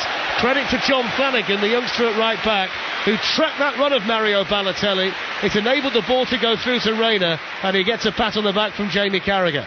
Yeah, it was good play from Dzeko, actually working back and winning the ball off Spearing initially. Milner took it through, tried to play a little straight ball for Balotelli, but you're right, the young right back, he did his job, he tucked in and just leant on the big striker, who's a lot bigger than him, but that was just enough. Headed on by Carroll. Challenge was weak from Kolarov on Suarez. Now it's with Dirk Kuyt into the penalty area. Kolarov heads the ball away. The boot of Suarez was high, and Mark Halsey right on the spot has given a free kick to City just outside the penalty area. Well, honestly, it's 3-0 Liverpool. It's been comfortable. I've lost count the many times Man City have been in on the ball and Liverpool have pinched it off them by closing them down. And I don't know what do you fancy it is in Italian, but I think that's what Mancini has to be saying to his players. Do you fancy this fight here? As Balotelli spins one, 30 yards wide. What would you describe the attempt at goal there? That was a Roy of the Rovers, was it? He tried to volley it, flick it up and volley it from 35 yards. That was more like Jack Duckworth of the Rovers than Roy of the Rovers. They look as if they might have changed their shape a little bit. City, Balotelli maybe come on to this left, Dzeko through the middle. We're seeing a shot of Mancini, who sat rather glumly on the bench with his trademark sky blue and white scarf on, tucked into his warm coat, and he looks like a manager looking for an answer but can't find one. Liverpool 3, Manchester City 0. Barry in possession, and that brings to an end that blast on the whistle from Mark Halsey. Manchester City's first half torment here at Anfield. They've never really got started. They were behind after 13 minutes. A thumping finish from Carroll, his first for the club. The lead was doubled on 34 minutes after a lot of ricochets in the box. Dirk Kuyt was able to tuck it away. Within 60 seconds, Andy Carroll had made it 3. And City also lost Carlos Tevez with a hamstring injury in the first half, which puts his participation in the FA Cup semi-final at the weekend in serious doubt. Mario Balotelli is limping gingerly off as well towards the tunnel on the far side, Craig, and you wonder whether he's got a problem as well. Well, I'm just watching him holding his hamstring going off, and I don't know whether that's I've got a problem or I don't really fancy this, which is what you could really say for the Manchester City players. I've got to say this, I fancy them tonight, but they have been second best on every area in this field. Liverpool have been superb, and Man City have got a mountain to climb now. Fantastic 45 minutes for Liverpool, Mark. They lead Manchester City 3-0. It can't just be Carlos Tevez going off, Craig, that's left them so bereft and rudderless, can it? No, it's not. It is absolutely not. What it is they're getting beaten chappers to every ball. Liverpool are sharper in every area, their movement's better, they've got two up front in Suarez and Carroll, so the centre halves have always got a problem. City have given the ball away because Liverpool have pressed them and they've not been able to handle that. We've witnessed 2 excellent goals from Andy Carroll, one on the volley in the left foot, a header. Dirk Kuyt's been excellent, and I'm afraid for a team that are going for the Champions League, this first 45 minutes of Champions League qualification in the top 4, this first 45 has been about as shambolic, I think, as City fans will have seen in quite a long time. Now it's a big 45 minutes for them. Do they lie down and take it, or do they come out fighting? We shall find out. Well, that Mario Balotelli hamstring, as you said, it's either, he has an injury or it's a bit wet and we're getting spanked 3-0 away from home. Yeah, it's the Mark Chapman in a testimonial hamstring, I think he's got at the moment. Well, where did that come from? Well, there was no. That's because you're sitting in a nice dry studio and we're sitting here and there's hailstones. We'll be back with Nigel Adderley, who's my favourite, and Darren Fletcher and Craig Burley for the second half very shortly. To come during half-time, though, we'll talk to Martin Allen, who's left Barnet today to take over at Notts County. 5 Live Football League with Mark Clement follows Rachel Hodges with the news. Online at bbc.co.uk/5live. This is BBC Radio 5 Live. The former Ivory Coast president, Laurent Gbagbo, has told his followers to lay down their arms after his capture by rival forces. Speaking on Ivorian TV, he called for those who'd been fighting the internationally recognised president, Alassane Ouattara, to enter the civilian part of the crisis. Mr Gbagbo is being held by UN police. Ivory Coast UN envoy is Youssoufou Bamba. The operation of arrest of Mr Gbagbo has been conducted by the Ivorian forces and done successfully. Gbagbo is arrested, he is under our custody. His thoughts, 11 people have been killed in an explosion at a metro station in the Belarusian capital Minsk. At least 50 people have been injured in the blast during rush hour. Libyan rebels have rejected a peace plan drawn up by the African Union.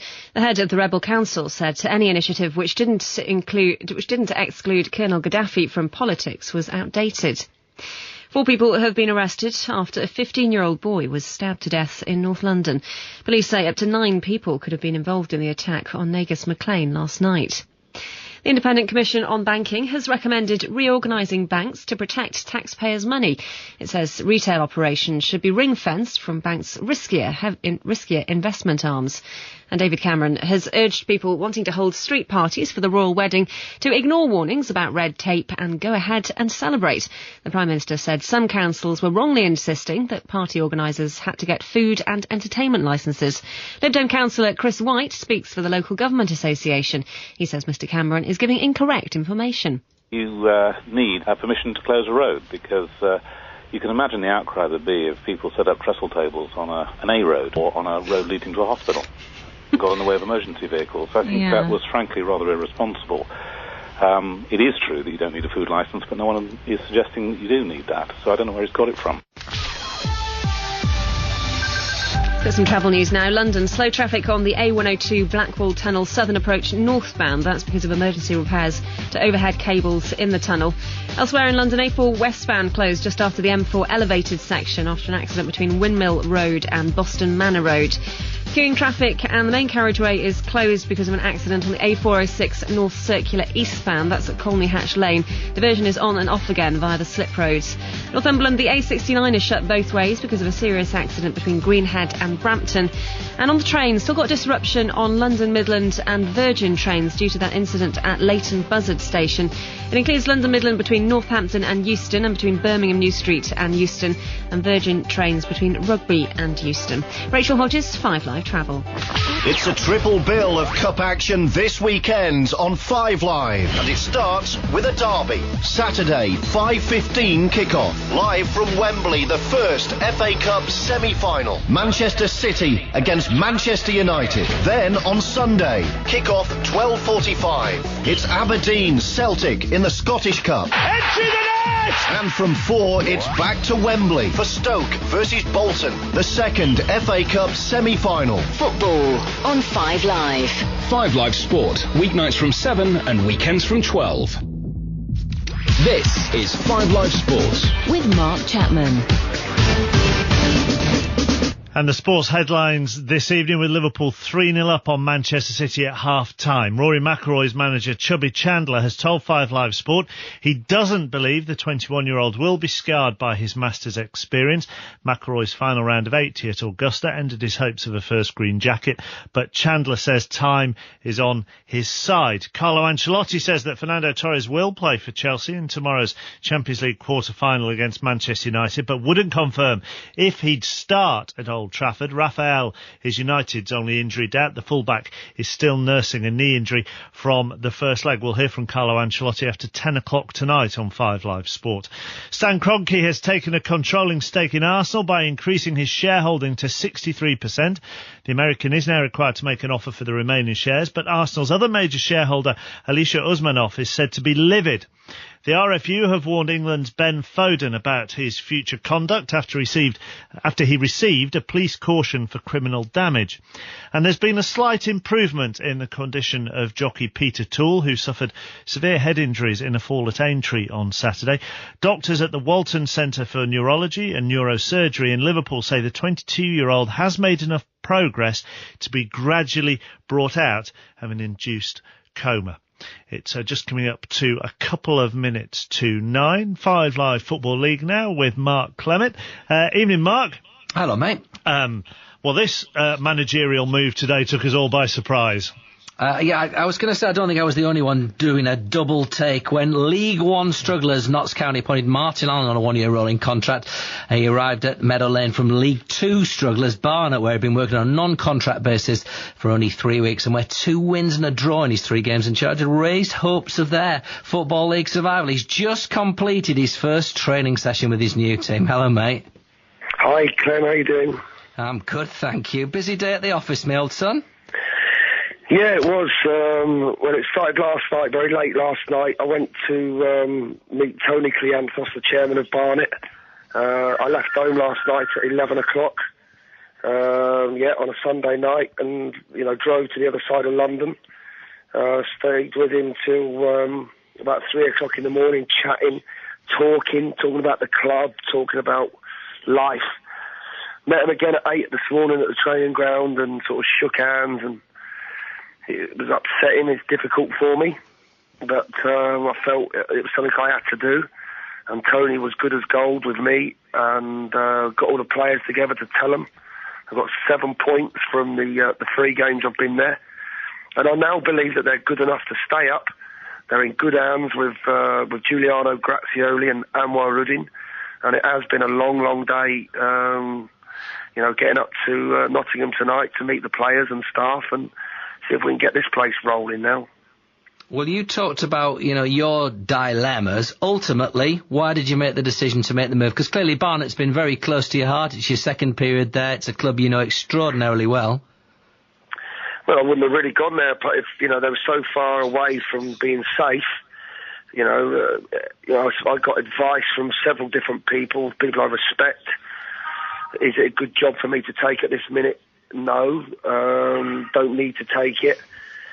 But Clem, a lot gets made of managers' salaries and managers' payoffs. I haven't worked, Clem, for 8 months. I've done little bits of media work for various radio stations, various television bits and pieces. But like every man, I have to work. I have bills to pay. And the football manager's job, we see reports at the weekend that Roy Hodgson has picked up £7 million for leaving Liverpool, paid up front. Well, it ain't like that where I come from, I can assure you. And when you don't work for 8 months, I've got a son that I've just had to put through university. I've got another son that was released from Brentford as a scholar at 18. I have to pay their bills, I have to pay for their food. And that is the life as a normal bloke in the street. And when on Sunday lunchtime, I got offered a better salary, an opportunity to make more money, an opportunity to go to a football club with not great tradition, because that really don't buy it all for me, but an opportunity to get into the Championship next year. That is what it's about, and that is why, I said to Tony really early this morning, Tony, I'm going to have to move on because, I have to do this for my family. Football doesn't pay for my mortgage, and when you're out of work, who's going to pay for my petrol, pay for my food? And did he understand that, Martin? Because I have to put a Barnet point of view to you, because obviously Barnet's in my late kick-off region, but Tony gave an interview to our cameras, which will be on tonight, that you had a verbal agreement, a verbal contract. Is that the case? Yeah, that is the case. Yeah, and to be fair to Tony this morning, when we were getting round towards 3 o'clock, he did say to me, he said, well, what do you want to say? How can we do it? If after Saturday's game, I was so happy, it's not often as a manager you get happy times in your life, because it's a difficult job. There's often a lot of criticism, a lot of people slating you. It's often you get a group of players like I had at Barnet. And, but it just, have we got a bad line here, or is that me? No, I can hear every word crystal clear, Martin. No, we did have an agreement with Tony, but on Sunday lunchtime, I'm ready to watch Arsenal play Blackpool, I'd been down a supermarket to get some food for Sunday lunch. I was happy and read all the newspapers yesterday morning about Barnet and all the great quotes about our players. My week ahead was totally planned, right through till next Saturday night for the squad and for the staff. And I took a phone call. It was a fantastic and an unbelievable offer to go and manage Notts County. Fantastic money. And what about you tell me a person in any walk of life, anybody that's going to turn around and say, oh no, I'm not going to do that. I couldn't mind. Liars. Yeah, I agree with you on that. I agree with you on that, without a shadow of a doubt. When you have to look after your kids and pay a mortgage, then the financial offer is what swings people towards jobs. For Barnet fans, what would you say to them? I can understand how you feel. After the joy of Saturday, there was no prouder person than me. A lot of people asked me at Burton, why did you not go behind the goal with all the playing squad and all the supporters to celebrate the 4-1 win behind the goal? I was stood by the technical area, away from home, on my own, and I watched all that. I went back inside the dressing room and I had to wipe a little tear from my eye. And it was the same on Saturday when we just beat Crewe 2-1. I haven't worked for such a long time in football. To have that feeling and to have that come back over me, I had exactly the same feeling on Saturday after the Crewe game.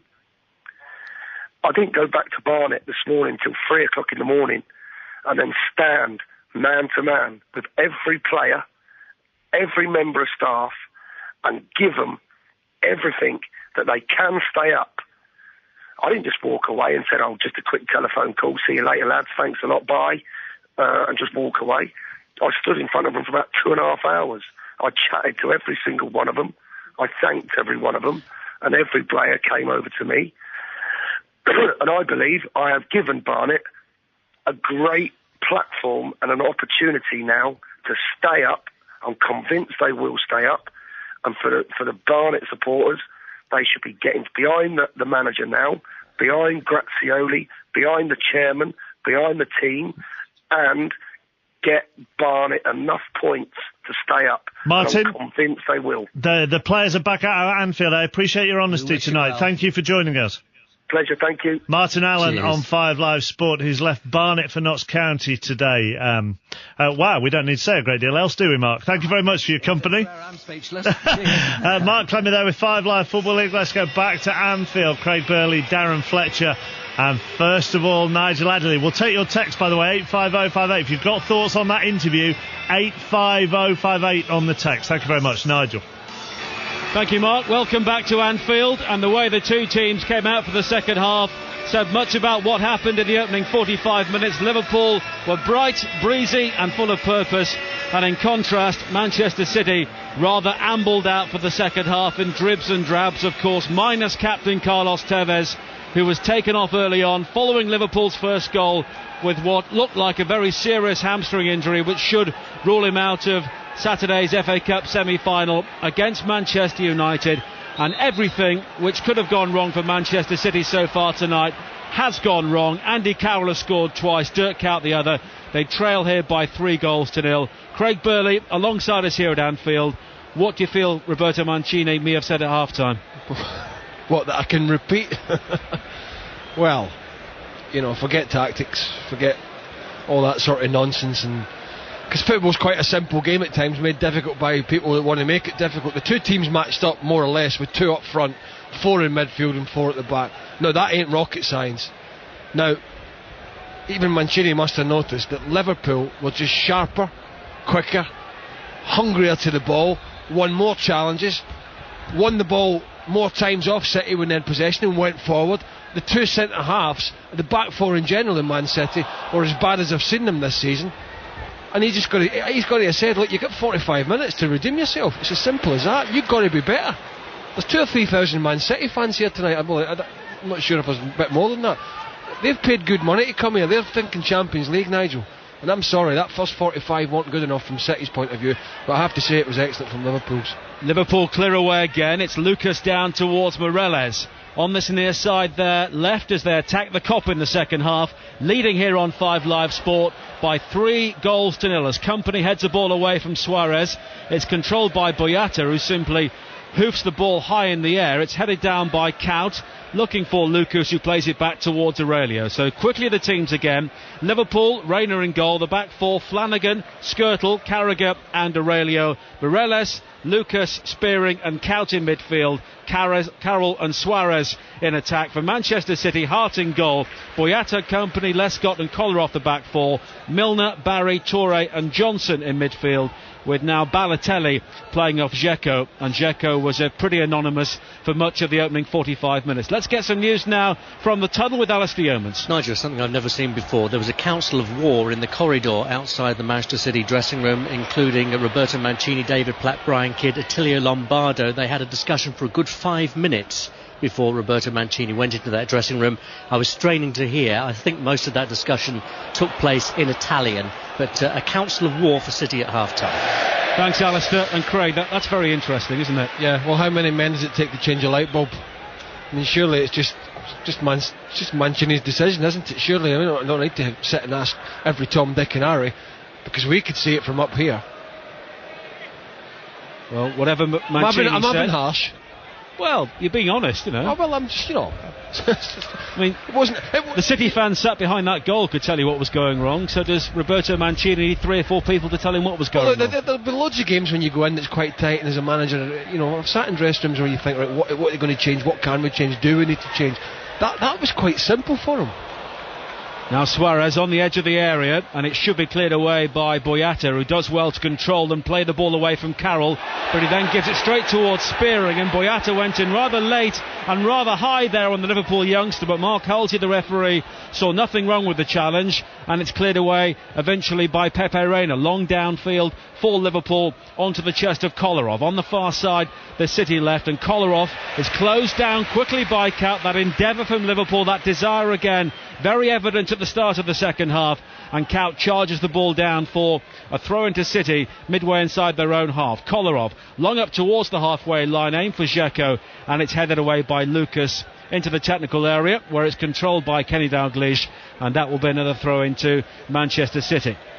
We played 4 minutes in the second half, and Liverpool lead here by 3-0. Andy Carroll scoring twice in the opening 45 minutes, another for Dirk Kuyt, and Carlos Tevez also taken off injured. Carroll now flicks on towards Suarez on the edge of the penalty area, back towards Carroll again on a hat-trick. His left foot shot though is charged down by Barry. Spearing does well to win it back from Milner, but his ball into the area can't find Moreles, and it's gone behind for a goal kick. Well, Carroll won the initial flick on, beating Lescott quite easily.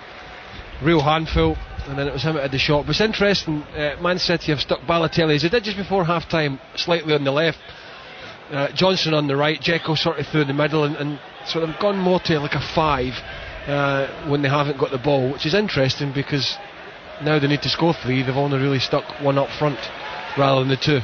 A long ball played forward again by Moreles, controlled by Suarez, but he's drawn towards this near side by his control, but he does well to control. A lovely back heel to find Moreles, and a sliding challenge from Boyata.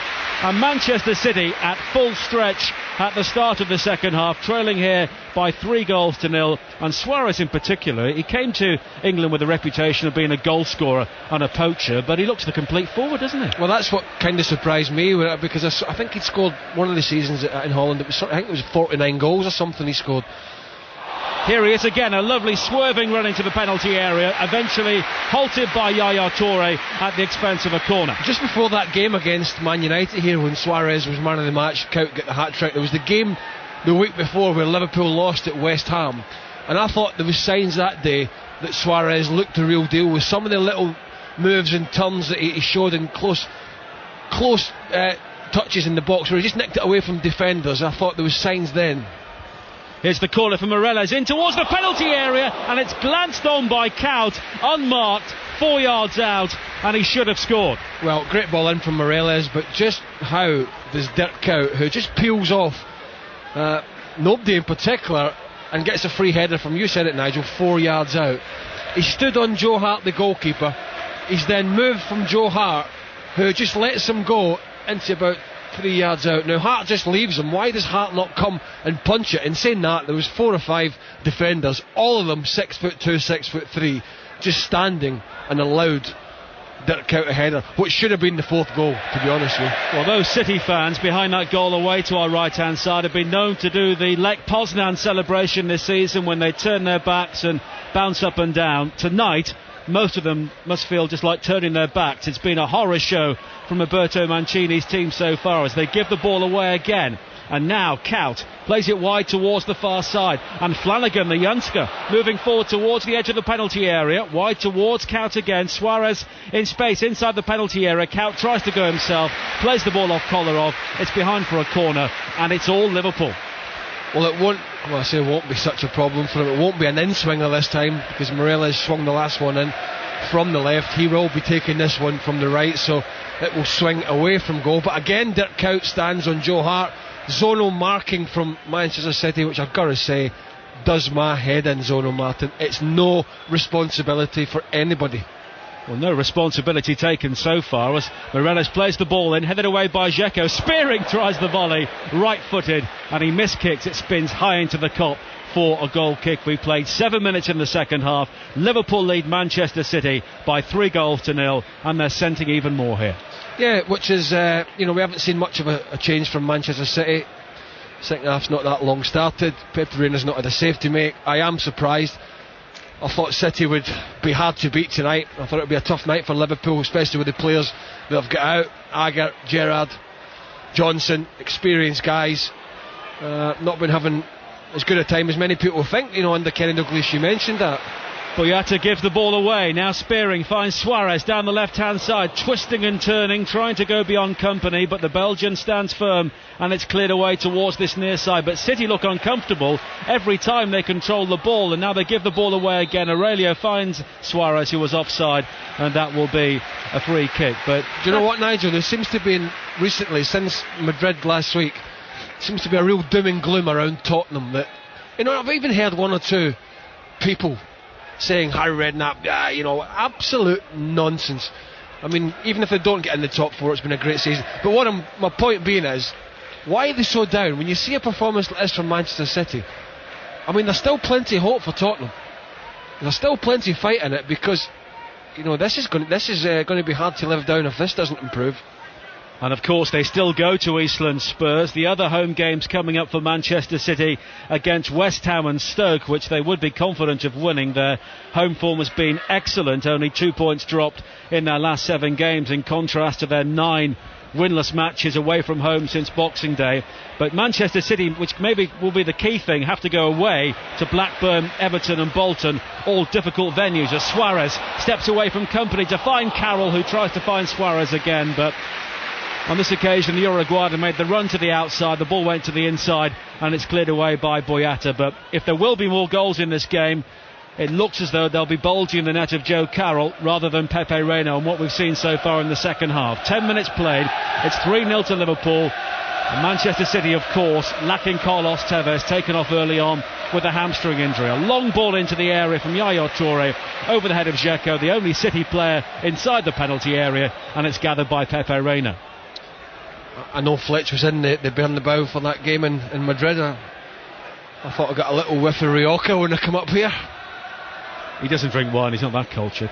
No, he'll drink it, but he'll just not pay for it. Oh, he'll drink it alright, trust me. Voice of experience, Craig Burley with us here on 5 Live Sport tonight. Of course, full commentary Once coming up from White Hart Lane. Yeah. Full commentary from White Hart Lane on Wednesday. Spurs against Real Madrid, and then of course tomorrow night we're live at Old Trafford for the second leg of Manchester United against Chelsea. Both Champions League games in full here on 5 Live this week. Brian Kidd just calling back.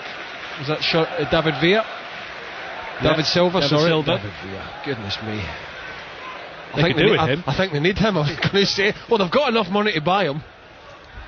Well, Silva will be coming on shortly. He has been a player who has shone for Manchester City recently, but it's difficult to see what he can do here tonight. The way those around him have currently been playing. You look at the body language, Dzeko and Yaya Toure just trudging up towards the edge of the penalty area as City try and build down this near side. Boyata's ball forward doesn't find Milner, and the clearance from Aurelio hits Milner and goes away for a throw in down this near side. Well, body language seems to be a word that's fashionable these days, but honestly I can't stress enough for those guys listening, for those people listening, that it is just looking down so obvious from several of the Manchester City players. And what can David Silva do to improve it? I think there's a simple answer: anything. Because I think anything will be an improvement for City, unfortunately, from them. Milner plays it wide towards Kolarov on the far side. 56 minutes played here at Anfield on 5 Live Sport, where Liverpool lead Manchester City by 3-0 as Kaut does well to win the ball back, but then gives it straight to Yaya Toure, who turns away from Lucas and plays a simple ball wide to the far side, and Kolarov, and back towards Yaya Toure again, who now spreads the play from right to left towards Boyata, infield towards Barry, and now on towards Kompany. And for about the first time in the second half, Manchester City have some controlled possession inside the Liverpool half as Kolarov tries to take on Kaut and gives the ball away. Suarez now looking to find Kaut again down the right hand side. Liverpool are off and running. Carroll wants the ball inside the penalty area, but the ball is cut out by Barry at the near post, who almost gives the ball back towards Carroll before eventually playing it wide towards Boyata. It's simple football from Liverpool, but it's so effective, isn't it? Well, again, City have just given it away. Skittles just nicked in front of Yaya Toure, and they've won it back, and they will be able to keep possession again, which they've done very well tonight. Carragher he's just passed it back to Reina, I think, just to give him a touch. Keep him involved, yeah. Here is Carragher again, midway inside the Liverpool half, back towards his goalkeeper, who has had very little, if anything, to do tonight of any real consequence, as Skrtel plays it forward towards Morelos, and every time a Liverpool midfielder seems to turn, there's space and a red shirt eager for the ball. Aurelio back towards Skrtel again. Morelos makes the run down the left hand side, but this time he's flagged offside. He was in behind Boyata, but the line was held by Manchester City, and that will be a free kick to them midway inside their own half. Yep, substitution about to be made. Silva about to come on. Let's see who they're going to take Only off. one of 8 probably. Yeah. Well, it's not on performance. James Milner is the man who was coming off, the man who came in tonight to replace David Silva. Just to give you a little taste for Man City and what they're not doing. Pepe Reina had that ball at his feet in his own box there. I can't remember if it was Ballat. One of the strikers was putting him under pressure. He was able to roll it out to Skrtel, who was able to turn, pass it out to his left back, who was able to pop it into midfield on the halfway line, while Manchester City defended 10-15 yards inside their own box. And now a ball forward is flicked on by Dzeko. Balotelli does well there to get there ahead of Skrtel, but he can't control the pass.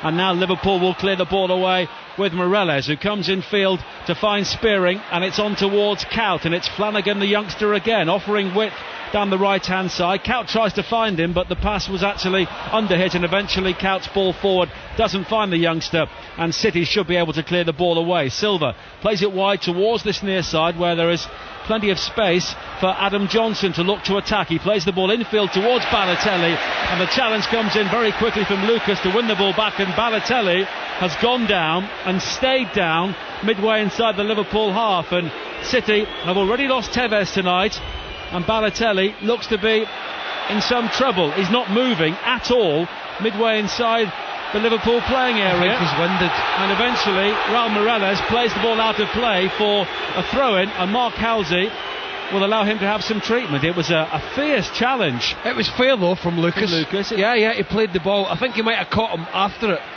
It's a left hit, it looks like. Yeah, I think he's clattered him after it. Just watching a replay, there was a collision there, and Balotelli was caught on his hip. Lucas offers him it's one of those handshake. It's one of those. He's going to take a touch, Balotelli. He's trying to take a touch on it. Lucas has come from blind side of him.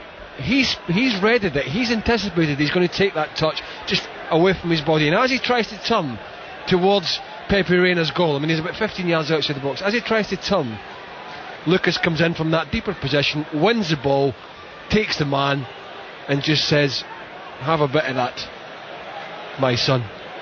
And he's still down, and I'm not disputing that he's Maybe a dead leg as I'm well. not disputing it's not a Didier Drogba moment down there, because I think he has been clattered. The Liverpool fans boo, but we've seen replays. He left nothing out of it. Put it that way, the challenge, and rightly so. That's what it's all about.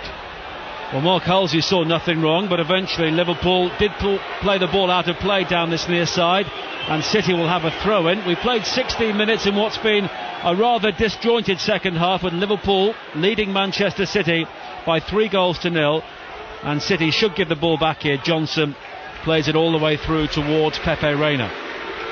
Well, he's back on. He's holding his back, Balotelli. He's not looking.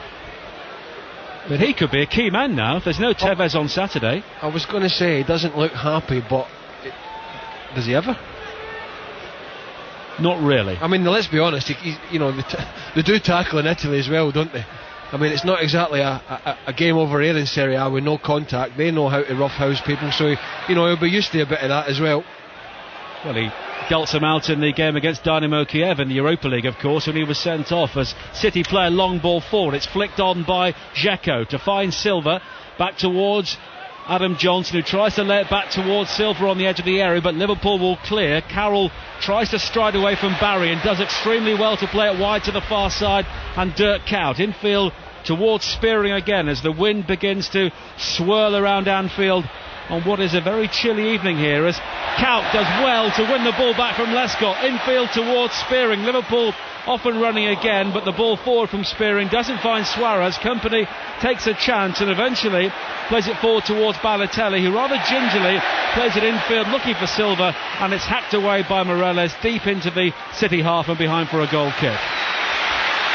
Well, you can probably hear the applause around Anfield. That's not for a great bit of skill, that's for Liverpool's ability and endeavour to close the ball down tonight and win challenges, because for those people that moan and whinge about certain tackles and the physicality of the game, people don't come to grounds just to see great goals. They come to see a bit of aggression as well.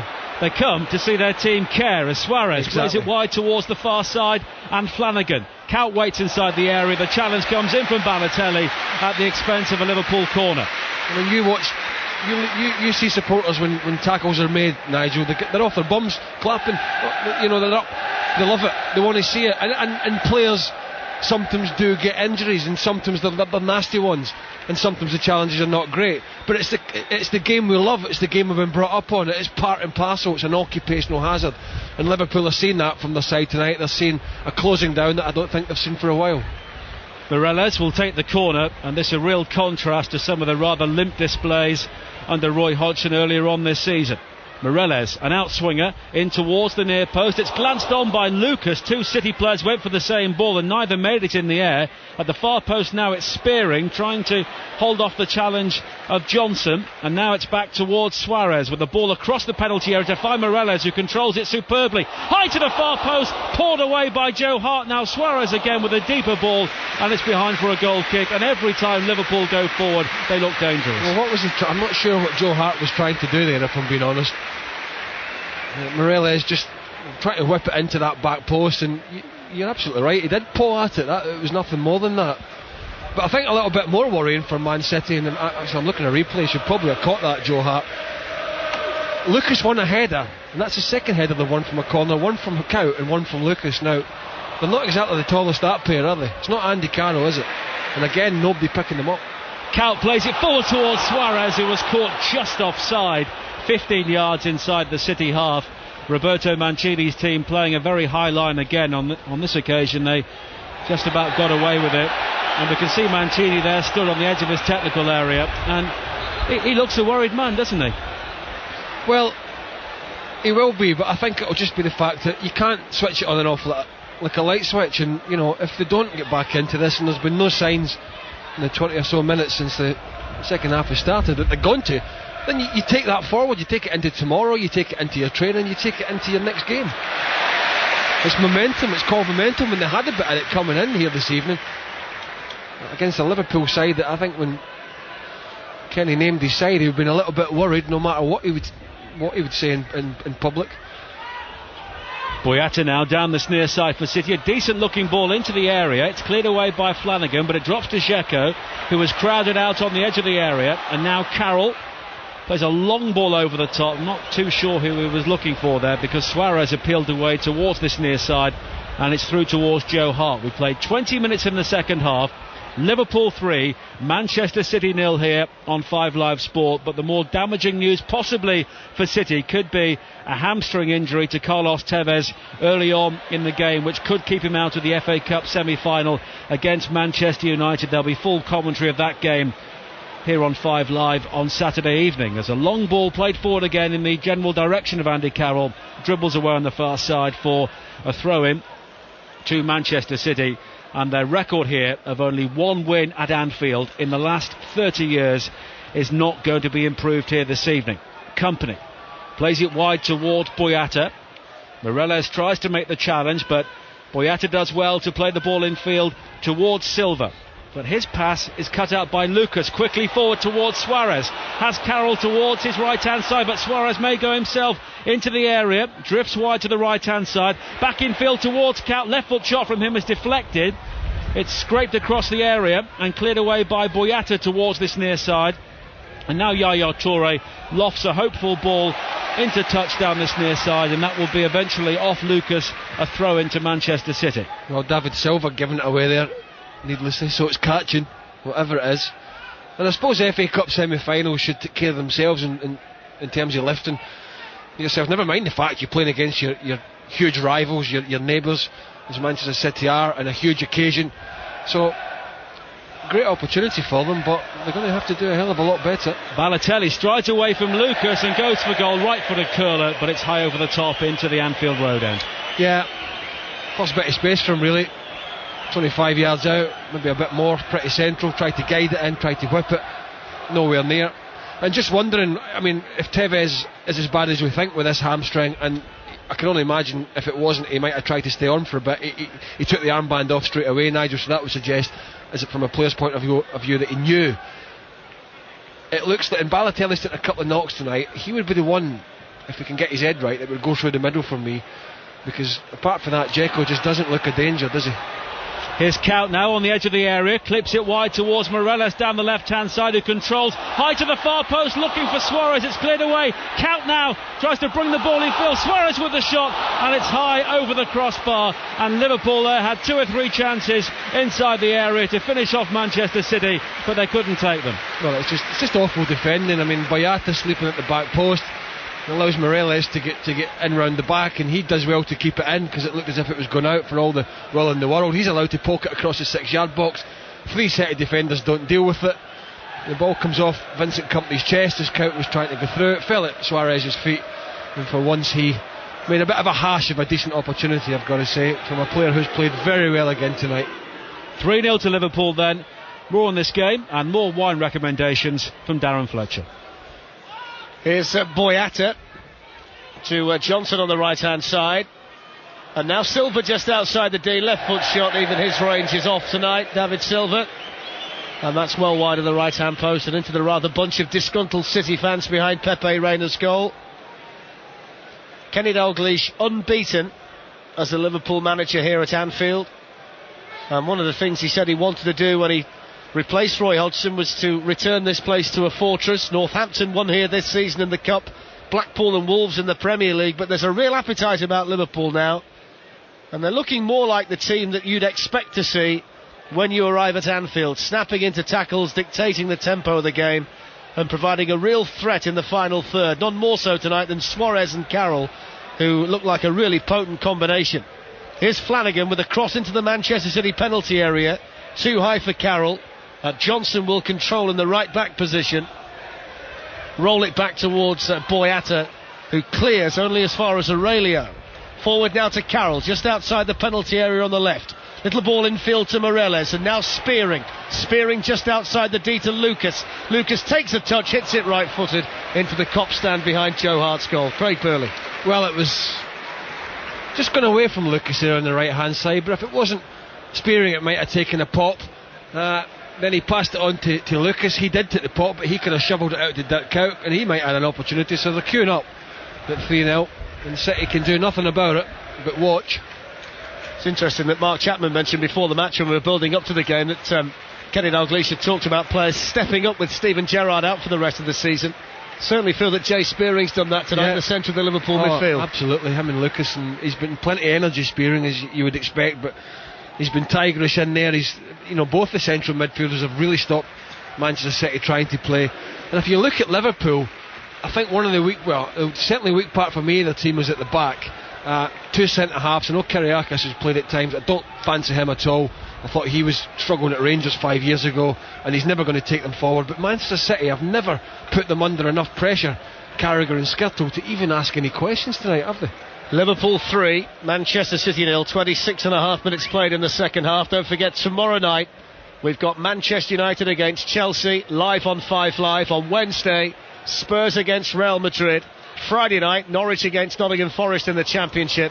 Then on Saturday, Blackpool against Wigan, followed by the first FA Cup semi-final, the Manchester Derby, United against City. All of those games on the home of live football, 5 Live, in the next few days or so, just to add on to what was a fantastic week of sport last week with the Masters coverage, the Grand National and everything else. The home of live sport is 5 Live from the BBC. Here comes Gareth Barry.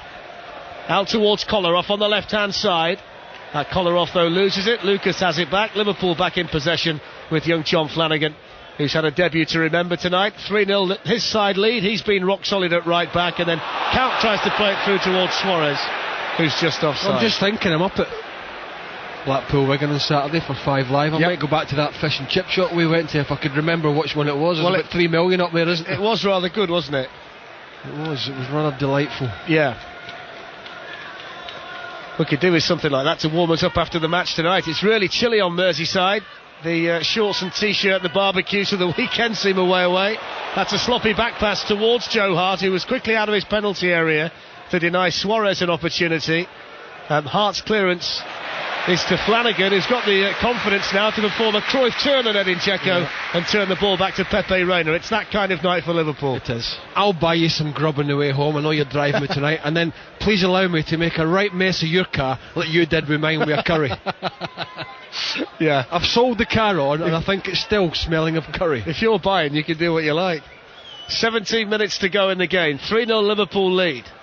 Dzeko, who's really struggled to make an impact tonight with a cross into the penalty area, cleared away by Skirtle, who just wanted that ball more than Balotelli. And then Morelos is really disappointed with himself because he had an opportunity to get Cout away down the right, hit the pass too straight, and it was intercepted by Lescott. And now City have got it with Boyata, their young Belgian right back, on the halfway line. Out towards Johnson. Now Balotelli, who's still out there despite one or two indications that his hamstring might be a problem, his hip might be a problem. When you talk about body language, he's always a real good case study, isn't he, Mario Balotelli? More faces than a professional gurner. Here's Toure with a run and a shot that's at least 15 yards wide of Reina's goal. Probably the only thing we've seen Toure do tonight. First time he's burst into a bit of life, isn't it? Really?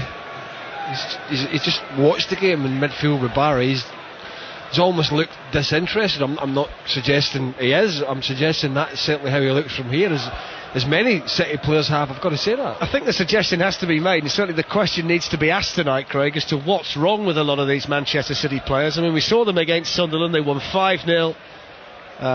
Toure was a really big part of that. He was the engine room in midfield. Tonight he's just not got started. Company at the back has looked really wobbly. He's been rock solid so far this season. So many players came here in form and with big reputations, and they just haven't got off on the right foot at all. I think there's one word would kind of semi-answer that question, and that is Sunderland. Yeah. Little flick by Count. Suarez just on the edge of the penalty area, couldn't gather, and it's cleared away by Company. Balotelli's done really well, and now he's on the run. Makes Carragher back off, and then he went for an audacious chip from 30 yards, which on a blustery night like this, it's always going to be hard to pull off, and with a goalkeeper like Reina, it's just a non-starter. Yeah, I don't know what he was trying there, but yeah, just going back to that, I think Sunderland allowed Man City to play. I'm not saying they turned up and allowed them to play, but inevitably they did, and they were outplayed. Liverpool just haven't allowed them to do that. Count running through the centre of the City half, out towards Morelos. Up the line is Suarez. Now he's got the ball inside the box. Company makes the tackle, and then he's able to avoid the challenge of Count and run towards halfway, towards Toure. Sloppy, good tackle on Toure by Spearing, who's only half his size. Morelos spots a gap just outside the box on the left, bends it in with the outside of his right boot, hits the knee of Vincent Kompany and spins behind for a Liverpool corner in front of the Kop. And it's another opportunity to apply some pressure on Joe Hart's goal. It's almost been a role reversal from when the two sides met at Eastlands in August, where City were in complete control. They beat Liverpool 3-0 that day. It was the first real sign that things weren't right under Roy Hodgson, but how things have changed tonight. Liverpool with a really good, energetic performance, full of control, and Manchester City have looked really sloppy. Corner to Liverpool, delivered by Aurelio from the left-hand side towards Carroll Rose. Didn't get there, and then Suarez can't control a difficult bouncing ball inside the box with his head, and it's cleared away by Dzeko towards halfway. I noticed that Mancini has retreated to his seat next to Brian Kidd on the far side, but Kenny Dalglish, you feel, is really enjoying this return to Liverpool as the manager. He's been on the edge of the technical area in the trademark padded coat that he always used to wear here, and he's kicked every ball, he's celebrated every goal, and I think his enthusiasm really has seeped through to his squad, and that's been a key reason why they're playing so much better since he's been the manager. I'm quite impressed you can pick out Kenny from our position here. Must have paid a lot of money for those glasses, did you? And I'll tell you what, if I didn't have them on, I certainly wouldn't be able to pick him out, that's for sure. I'm struggling a little bit. I might have to go with the does it cost a few quid? You put it through an expense. You can get it all done in an hour, you know. You put it through an expense, didn't you? You said it was a necessity of the job. Well, it is a necessity of the job. I can't see the pitch without him. Liverpool 3, Manchester City 0. There's a few City fans here tonight wishing they couldn't see it, because it has been pretty awful from their point of view. I mean, it would do nothing but give Tottenham Hotspur a little bit of hope, who had a very hard fought win at the weekend after a disastrous trip to Madrid. So that fight is very much still on the cards, unless we see the miracle of all miracles here tonight at Anfield in a 3-goal turnaround, which it ain't going to happen. Well, it means that Spurs will only be 3 points behind Manchester City, with that game still to play at Eastlands between the two of them. Liverpool, who look like they're out of contention for Europe, would be 5 points behind Tottenham, although Spurs still have a game in hand on Liverpool, so they would still be in with a mathematical shout of the Europa League.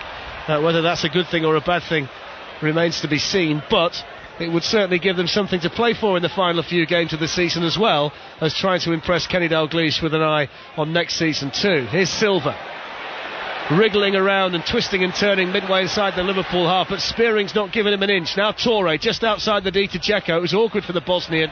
The Liverpool defence converge on the ball, and Martin Skrtel has played in every Premier League game for them this season, clears it away. Crossed in by Johnson, too near to Reina, and he makes the grab on the edge of the 6-yard box and clears it quickly. It's an impressive kick by Reina. Good header away by Lescott, but snapping onto it is Count. Now Suarez just outside the area. Dirk Count for Liverpool, right across the face of the City goal and behind for a goal kick.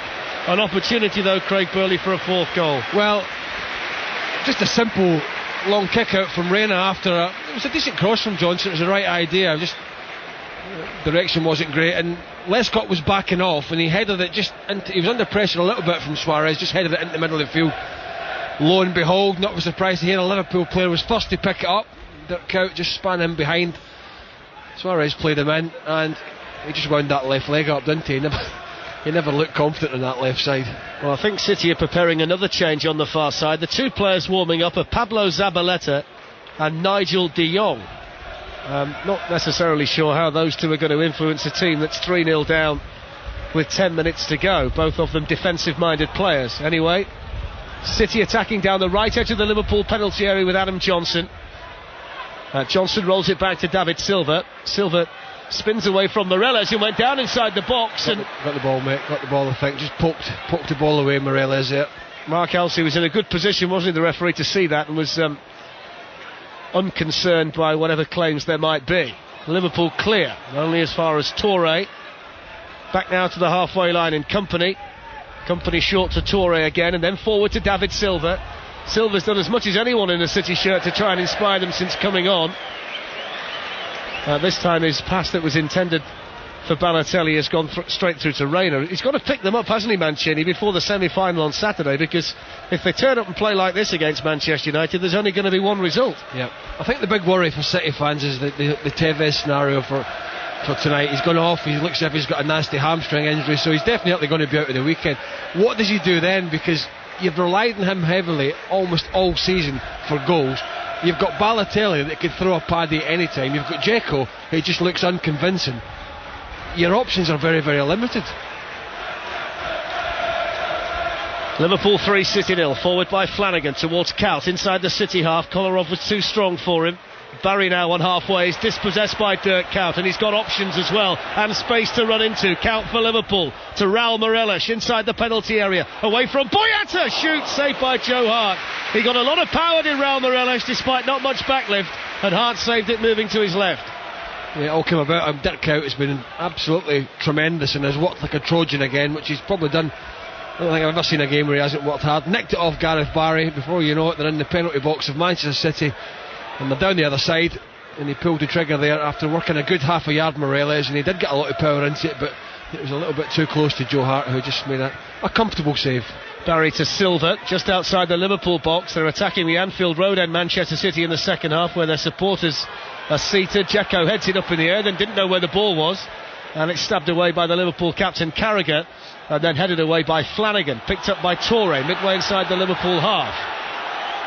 Toure's got a bit of space and he hits it right-footed, and it's beaten away by Reina, and there was so much power on the shot that it came off Reina's gloves and then clattered off the underside of the stand roof and down for a corner. Well, he certainly got a little bit of meat behind that one, Toure, and that, I think, is the frustration about him, is that although he looks a little bit cumbersome and unfit at times, I think he has got a good bit of pace about him. He has the ability to go from box to box, but it just seems to be at times that he doesn't want to do it. And well, the substitute is going off, Balotelli. There's a surprise. Mario Balotelli being taken off, and by Roberto Mancini. Craig Burley's just absolutely saved my bacon, because he's caught me commentary notes as the wind blew it across the gantry that we sit on.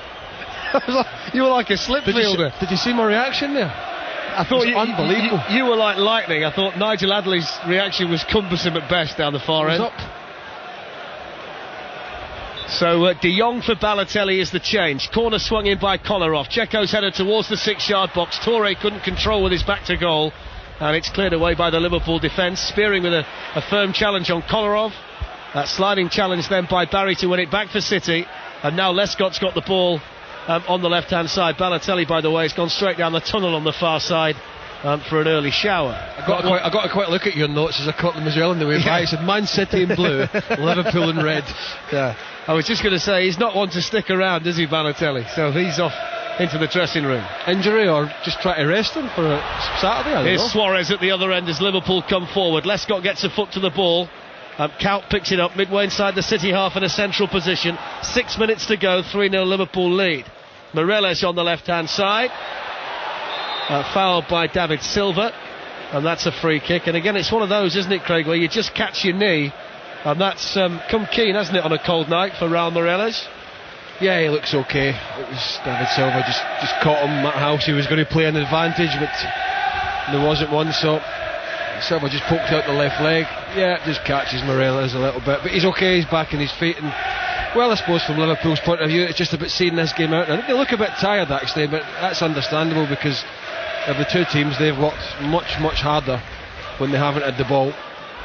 5.5 minutes to go. Free kick taken short by Aurelio to Morelos, then back out to Fabio Aurelio. That's not a very good ball in from the left, and it floats over the bar and behind for a goal kick to Manchester City. We were just talking at half-time, you know, how many games do you watch where a team totally dominates in the first half and gets a substantial lead and then doesn't score another one, and it rather peters out in the second period? We've seen it again, haven't we, tonight?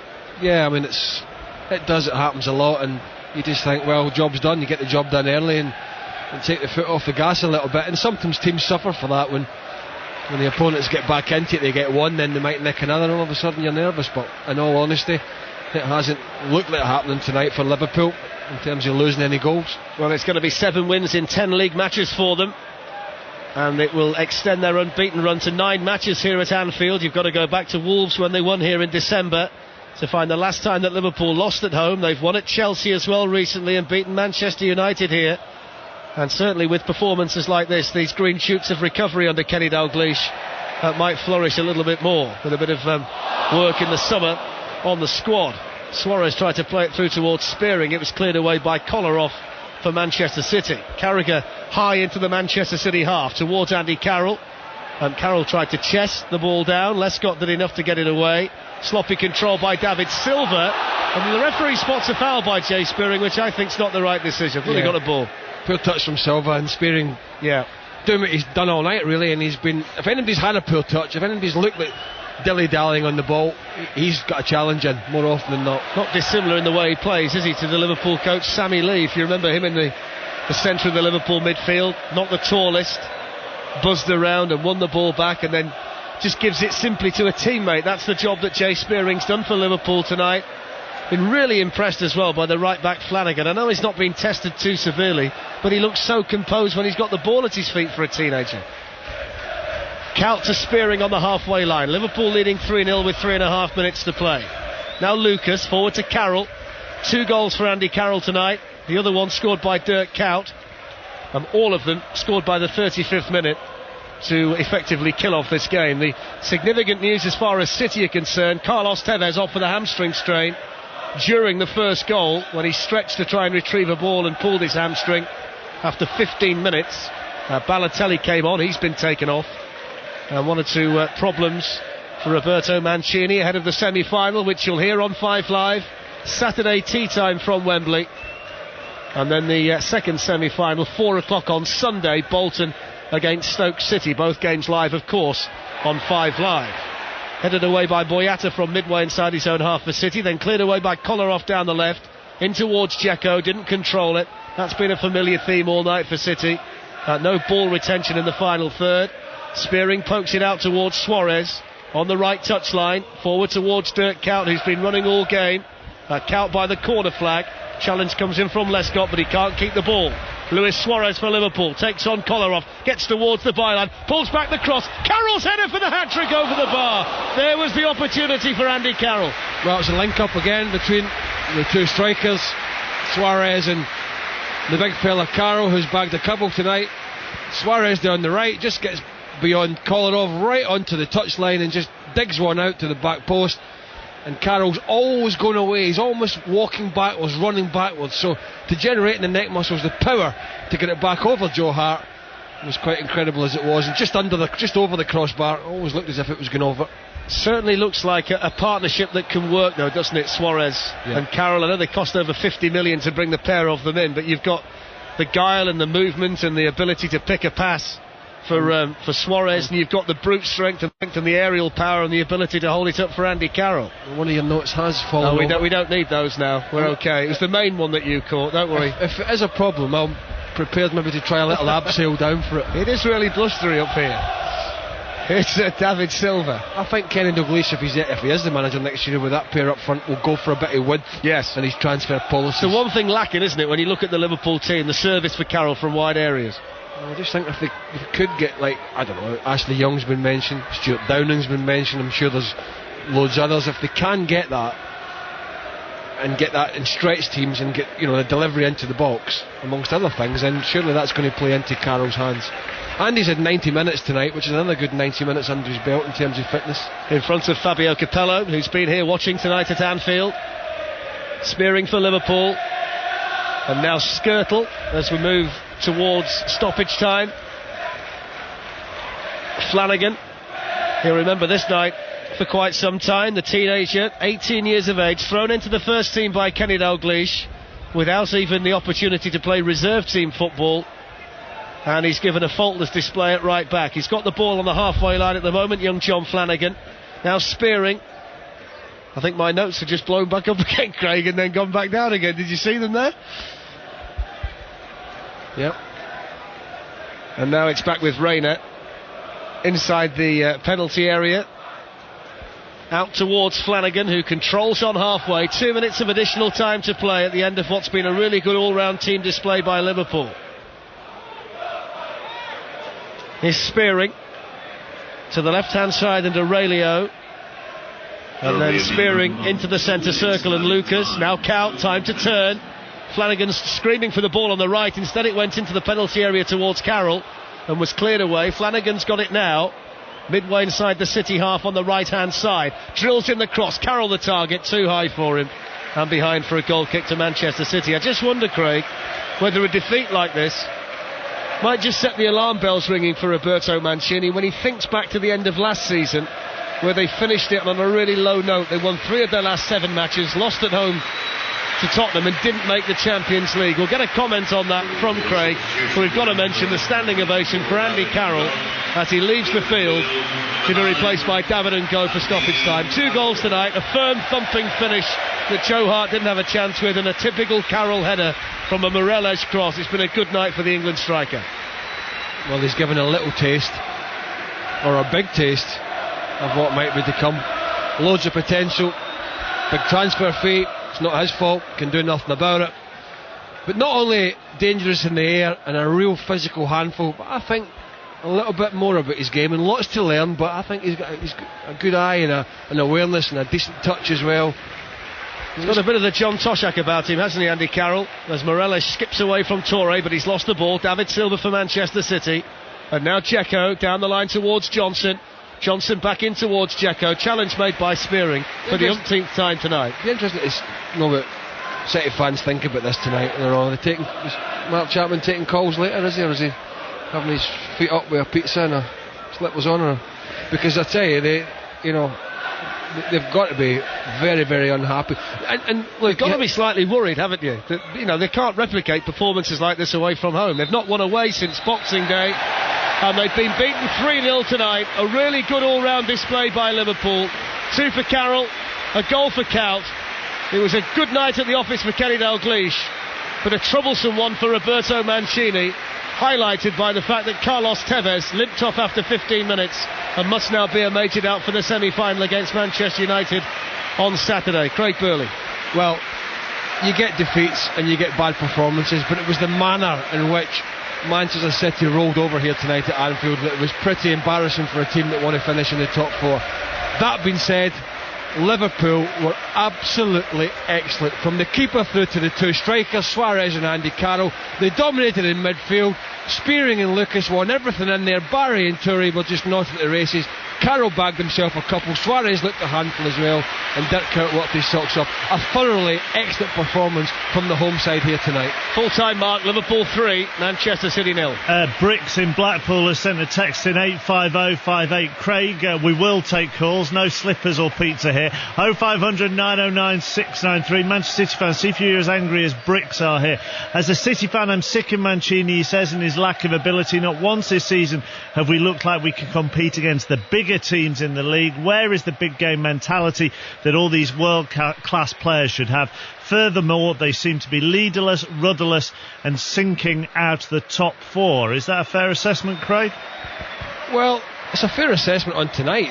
They can still finish in the top 4, of course they can, and they can still get to an FA Cup final. So I think it's suck it and see and give it time. He has to the end of the season. He's got to pick them up.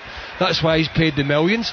I've got to say, for the travelling City fans tonight, and they filled that end, it was pretty poor, but they're only 3 points ahead of Tottenham now. Tottenham have got a game in hand, so it's given Tottenham some belief after a poor week from them, culminating in a good victory at Stoke at the weekend. But I said at the end there, chappers, you get defeats and sometimes you have poor performances, but for me there was a lack of effort from quite a lot of those City players tonight. It was almost like after 2 or 3 goals they said, let's just get back to Manchester and take this one on the chin. And a lack of effort is probably the worst thing you can accuse a sportsman of, isn't it?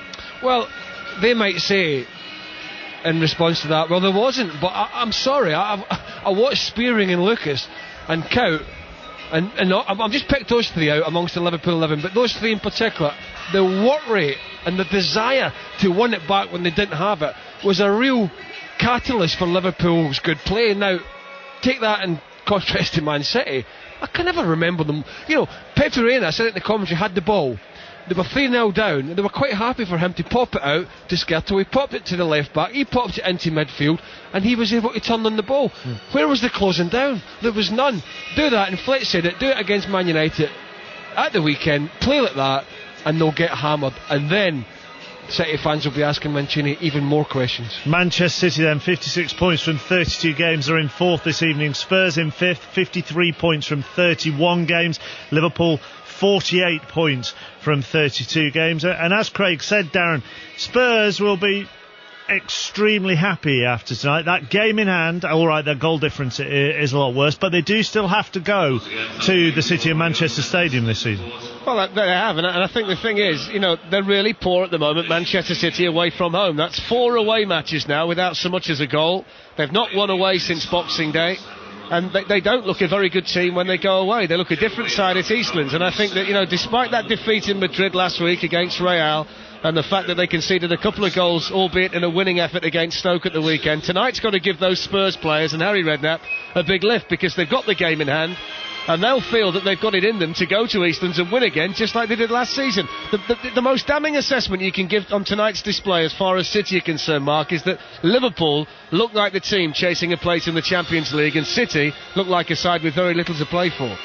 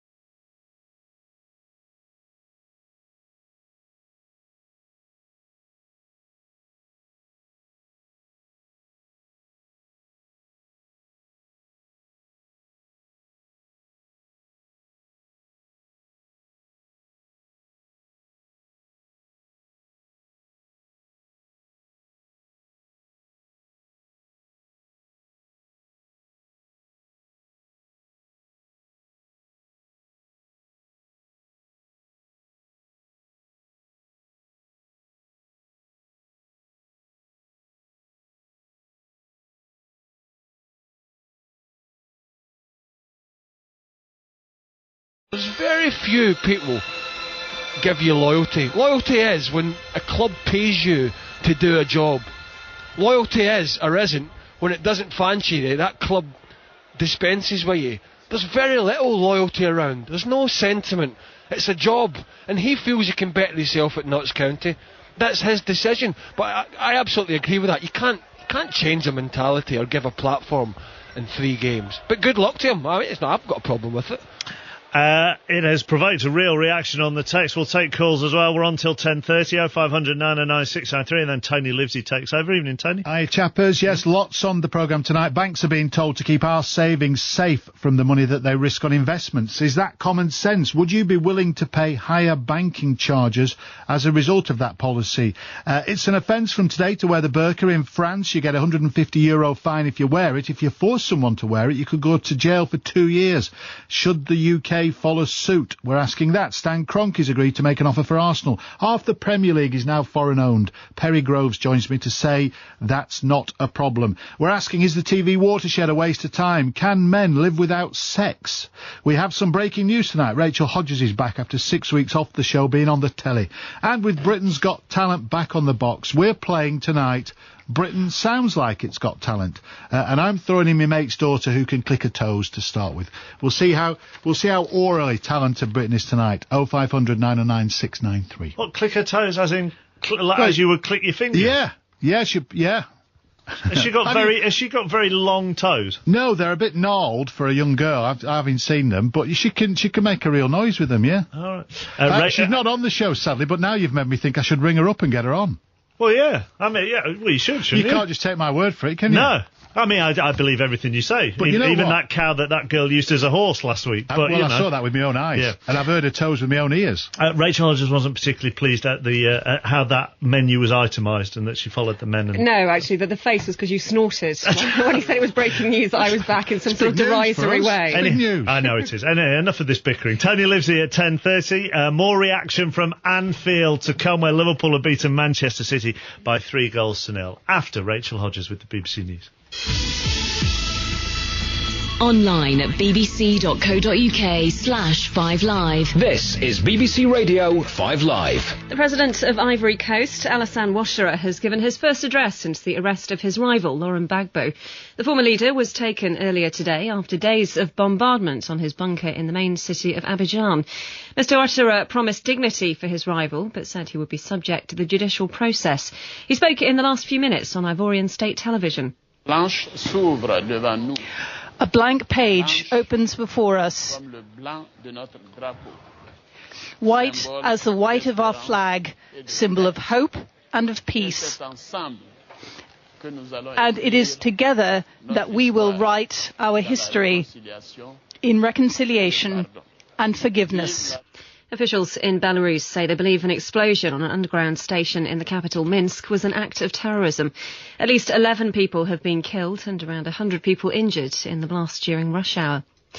The Independent Commission on Banking, set up by the government, has recommended that UK banks' retail operations should be ring-fenced from their investment arms. The Commission stopped short of recommending they should be split entirely. John McFall is a former Labour chairman of the Treasury Select Committee. The point is here that the structural reforms, what does it mean? It means that the core deposits, the everyday deposits have been put in by individuals. The lending and the payment system, they should be absolutely ring-fenced. A woman's died in a fire in the toilet of a train near Leighton Buzzard in Bedfordshire. It happened at around 5 o'clock this afternoon. Nobody else was hurt. Trains to and from Euston on the West Coast Main Line have been severely disrupted. And Libyan rebels say they've rejected an African Union peace plan because it doesn't address their main demand that Colonel Gaddafi give up power. Our correspondent John Lane is in the rebel stronghold of Benghazi. Neither side have an interest in compromising. The opposition think in the long term they will succeed. They've got NATO behind them. They've got a lot of international support. They're even getting a little bit of oil revenue in. And equally, Colonel Gaddafi, you may think he might have to go eventually, but he's obviously in a position at the moment where his military are holding up. That's John Lane in Benghazi. Thank you, Rachel. Liverpool have beaten Manchester City by 3-0 in the Premier League. Andy Carroll scored twice. with Dirk Kuyt also getting on the score sheet.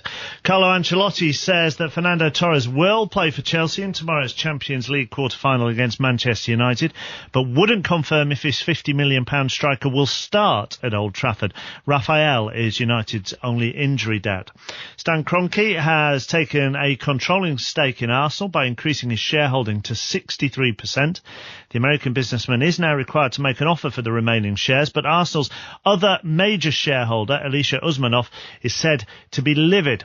Rory McIlroy's manager, Chubby Chandler, has told 5 Live Sport he doesn't believe the 21-year-old will be scarred by his Masters experience. In the last hour, McIlroy's tweeted a picture of himself and Charles Schwartzel with the message, "Flying to Malaysia with Charles, glad one of us has a green jacket on."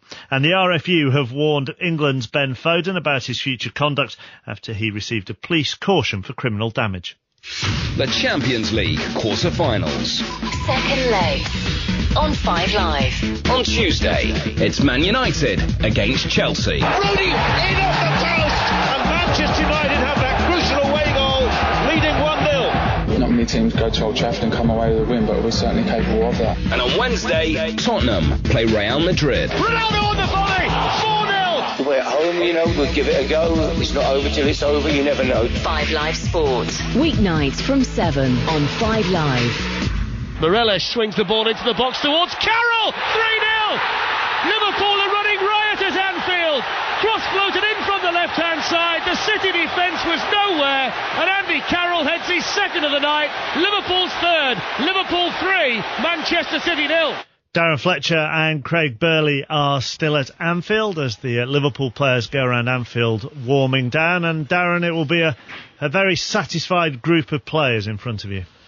Absolutely, Mark. I mean, there have been signs, haven't there, since Kenny Dalglish has been back at the club that the mindset has changed, the attitude has changed. We saw them really impressive here against Manchester United a few weeks ago. But I was really impressed by what I saw tonight. They've got Suarez and Carroll up front that looks a really potent partnership. The young right back was really impressive on his debut. And I think in Jay Spearing in the centre of midfield, they've got the kind of player that they've been lacking. Someone who can snap into tackles, who can distribute the ball, and showed a real desire to be all over the pitch and cover every blade of grass. I can't even say the word, it's that cold up here now. Every blade of grass. I could do with a warm down myself or a warm up certainly. But no, I just think it's been a good night for Liverpool, and it just shows what might be around the corner if they stick with Kenny Dalglish, and if he can do a bit of work in the transfer market in the summer to just strengthen one or two key areas. And Jay Spearing, Craig, is one of those players who's been sniffing around that first team squad for what, 2-3 years? Is it just that Dalglish has given him an opportunity, or that maybe he hasn't been ready until now? Well, I think needs must, isn't it? You know, Gerrard's had his problems, and they've had to juggle the team around a little bit. But he certainly impressed me tonight. He's just his work rate. How he got around the pitch, his passing, he was neat and tidy. It wasn't anything spectacular. He wasn't trying to knock 40, 50, 60 yard balls when he got on it. They've got other players to do that. He knew his job, he knew his responsibility, and that was to stop Barry and Yaya Toure dominating the game. And certainly him and Lucas Leiva, they did that big time tonight because City just weren't at the races. Well, that's the thing you both picked up in commentary, wasn't it? You know, Kenny Dalglish saying the Liverpool players having to get on with it without Steven Gerrard, and that midfield four of Kuyt and Spearing and Lucas and Morelos never stopped. I mean, they overpowered City. Yeah, they did.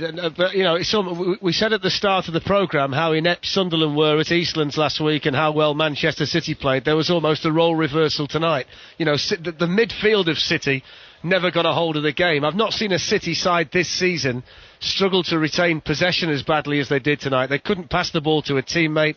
They couldn't string any moves of substance together. So I think we've got to kind of, you know, take that as it is, that maybe the Liverpool midfield didn't have to work as hard as they would have had to have done. But I think as well, Mark, the fact that he's injected some young players into the side is going to be pleasing for Liverpool supporters. You know, Flanagan and Spearing are both local players who have come through the academy. We've not seen that during the time of Rafa Benitez and Roy Hodgson earlier this season. Martin Kelly's made an impact as well, although he's injured. And I think that's something that Kenny Dalglish wants to try and reinstil here at Liverpool. You know, that conveyor belt of young, local, home-produced players coming through to the first team that served them so well down the years. We'll come to City in a second. What did you make of the Carroll-Suarez partnership, Craig? Oh, excellent. And I think it has got the potential. I mean, I think Andy Carroll's got the potential to be an excellent player, because I think there's more to him than just a big lump up front. What does he have to learn? Because you said in commentary he still has things to learn. What in particular do you think? Jack, everybody's still got to learn. Most youngsters, he has to learn about when to make challenges, when to hold it up, when to lay it off, what kind of runs to make. So there's a lot. You're always going to learn. He's only a young lad. He hasn't played that many games in the Premier League. I mean, don't forget he did most of his damage in the Championship. When people were saying we could have got him for $3.5 million. He'll learn playing with Suarez, he'll learn about Suarez, and he'll learn about the partnership, if indeed that is going to be the partnership. He'll learn about Suarez's movement, what he likes, and vice versa. But it is the old traditional big guy, little guy, but there's more to it than that. And maybe just sign it. Maybe if Carroll had signed here, and there hadn't been the Suarez signing, things might have been a bit more difficult for him. But Suarez has shown himself to be not only a goal poacher as he is, and he showed that in Holland, but he's a very, very clever and astute player. He can see a pass, he can see a hole, he knows a little bit of space, and he knows when to move into it. And if Andy Carroll watches and learns and keeps the head, that has got a formidable partnership written all over it. But you still think in the summer probably the key thing, as if they keep hold of Dalglish, is width. And bringing in players with width. Yeah, I mean, over the years watching Liverpool under Benitez, even when they were successful, they played this 4-2-3-1 sort of scenario a lot of times, and the so-called wide guys were always coming narrow. So, and they did that tonight, in all fairness. Morelos and Cow, who are not traditional wide guys, came in off the flank. They played from out to in, and that allowed the full-backs to get forward, and in many ways that worked. But there is a lot of times in the game that you do need a little bit of natural width. And Mancini talked about it with Man City, with Adam Johnson. That's what he gives them. They didn't get it tonight. And I think Liverpool are striving for that. I think they have been for a while. So whether that's somebody like a Stuart Downing or an Ashley Young, and I'm sure Liverpool fans have got their own view about who they would like to see to come in, I think he will go for that. I mean, I don't think there's any point having Carroll in there, and I know he's got other attributes to his game, but I think you want to get it wide, you want to get it in the box early, and you want to get defenders under pressure, and that's going to take some decent wide play to get that opportunity for Carroll. So yeah, I think he will attempt to bring in some wide players.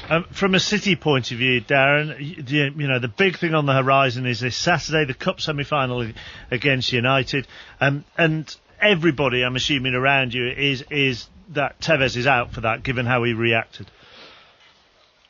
Well, I find it really hard to make a case that Tevez could go off with a hamstring injury here after 15 minutes, and quite clearly he knew straight away that he'd done something serious, because as soon as he stretched for the ball, he then took the armband off and signalled that he couldn't go on. And I think, we're not telling anybody anything they don't know, that when you take Carlos Tevez out of this Manchester City team, despite all the money that's been spent on the squad, it's a vital spark plug that's missing. David Silva tried to fill the breach a little bit when he came on later in the game, but it was too late. But they're just not the same side when Carlos Tevez isn't in it. And I mean, outside of the FA Cup semi-final, Mark, I think that the bigger concern that Roberto Mancini must have is the form away from home. They've not won away since Boxing Day, and if they are going to get into the Champions League, you feel they're going to have to go to Everton, Bolton or Blackburn at some stage and get a win. And I've seen them away from home, and they're an entirely different side away from Eastlands than they are when they play at home, and they've got to solve that problem, because they can't just rely on winning games at Eastlands if they're going to qualify for the Champions League. They'll have to get it right away on more than one occasion, otherwise they're going to give Spurs the perfect opportunity to pass them. And Roberto Mancini, Craig, for Saturday has to work out how he's going to set them up front if Carlos Tevez is absent. Well, that's his problem, isn't it? And I can't see him. And he will be absent, Tevez. I mean, he will, but there's no way he can be fit after just taking the armband off straight away. There's no way, but I mean, we can't confirm it, but likelihood is no chance.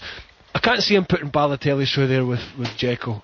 I don't see what Dzeko's all about at the moment. I can't see what kind of player he is. He may be a great player in the waiting, like Fernando Torres may be at Chelsea. Balotelli, come on. He's capable of throwing a paddy, I said that. He was taken off. Now, he might have been taken off because he wants to save him for the semi-final and this game was gone. He might have had a little bit of a niggle because he'd taken a couple of knocks. But what I will say is, a couple of times he was challenged, he got up, Balotelli, and complained to the referee. He's got to understand, when he's playing this league, when he's playing the Barclays Premier League, when he's here at Anfield and grounds like this, when it's going against him, he's going to get clattered. and he's going to get hard tackles coming in, and he has to accept that. And he looked like a player to me tonight, along with one or two others, who wasn't prepared to accept the physical side of the game, and he wanted protection from Mark Halsey, and Mark Halsey's not there to put cotton wool around him. He's there to referee the game, and it's a physical game. I tell you what it doesn't do, whether he was saving him now for the Cup semi-final or not, it doesn't send out a great message to Manchester City fans, whether they're listening at home or in the away end at Anfield, when you're 3-0 down, and admittedly the game had gone, but to take off Mario Balotelli and bring on Nigel de Jong, it doesn't send out a great message to your own fans, does it? No, it doesn't. And I've got to say, Mark, that I expected a lot more from City in the second half. I expected a better attitude in the second half. I expected a bigger performance in the second half. And to be honest, there wasn't an awful lot between the performance we saw in the first 45 minutes and the one we saw in the second. They were a little bit more of a threat when David Silva came on. And you think now that if Tevez isn't going to play on Saturday, that if you want to replace his ability to pick a pass and make things happen for Manchester City, then David Silva would be that player in a more central area than maybe he's been playing before. But it was a real problem. They just didn't look right. They didn't look right from minute one. We sat in the Bernabeu last Tuesday and we said that something didn't look right about Tottenham, and we traced it back to the Aaron Lennon situation and the early red card to Peter Crouch. There was a similar look, in my opinion, about City tonight. They just didn't look right from the off, whether that was the way Liverpool set about them and the tempo Liverpool set that they couldn't live with, or it was something else, I don't know. But this to me tonight didn't look like a team that's going to qualify for the Champions League. We hope to get the reaction of Roberto Mancini in a short while on 5 Live Sport. First though, Andy Carroll. His 2 goals tonight were his first in a Liverpool shirt, and understandably he was delighted with his side's performance. Yeah, it was great. All the lads put 100% in. I thought Flano at the back was outstanding, and I thought he deserves a round of applause off everyone, really. I thought he was outstanding at the back, but I thought we deserved it. We pushed from the beginning and got the 3 goals. That must feel great, hitting a shot like you did for the first goal.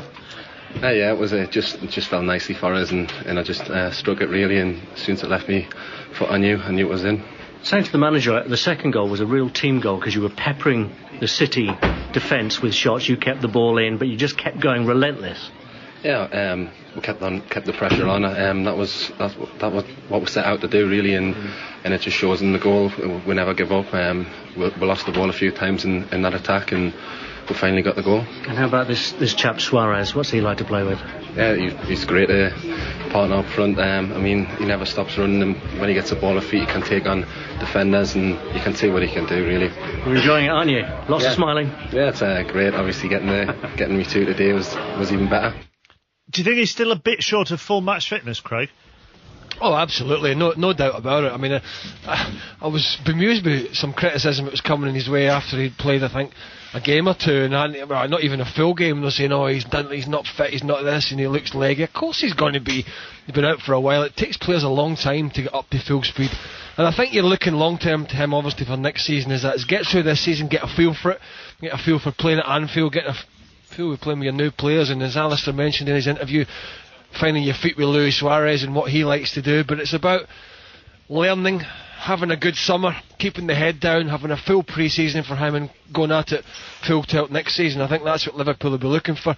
So it's about getting through to the end of the season and finding his feet and getting a bit of confidence, and certainly getting off the mark at a new club, just as Fernando Torres. It's a great step in the right direction, and 2 goals tonight, and 2 very, very good goals will send him on his way. This is 5 Live Sport. Craig Burley and Darren Fletcher still at Anfield. Alistair Yeoman spoke to Andy Carroll, as you've heard, and now he's been talking to Roberto Mancini.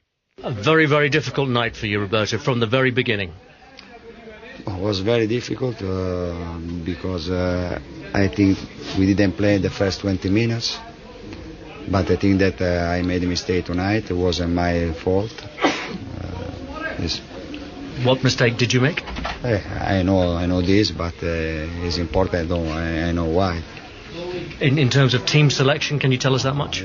I made some mistake tonight. For this, I think that we didn't play well in the first 20 minutes. Was there any thought of the FA Cup semi-final in your players' minds, do you think? No, I don't think this. I don't think. Because all the players, when played 100%. It's impossible to think the semi-final.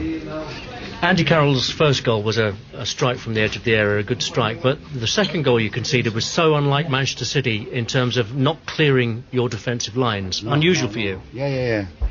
But for this, I think that we concede a lot of space to Liverpool, and if they find this situation, for them is easy. And it got worse with Carlos Tevez coming off with what looks like a hamstring injury. What can you tell us? Yeah, hamstring injury. I think that is very difficult for next Saturday to play. Probably we'll try to recover him, but it's difficult. But as far as you know, and I know you're not a doctor, but as far as you know, he might play again this season. No, I don't think. No, not for this. I think that probably we have only 5 days. It's very difficult for Saturday, but I think that in 2 weeks, I think they can return. Okay, and for the rest of the season, obviously you need to concentrate on Saturday now, but this has a blow for you in terms of the Champions League. Tottenham are only 3 points behind now with the game in hand. Yeah. For this, I think it was important tonight, because if we won this game, probably we had 100% of a chance to go in Champions League. Now we should fight until the end, because Tottenham is very close. Roberto Mancini with Alice Yeomans. We'll hear from Kenny Dalglish before Tony Livesey at 10:30 as well.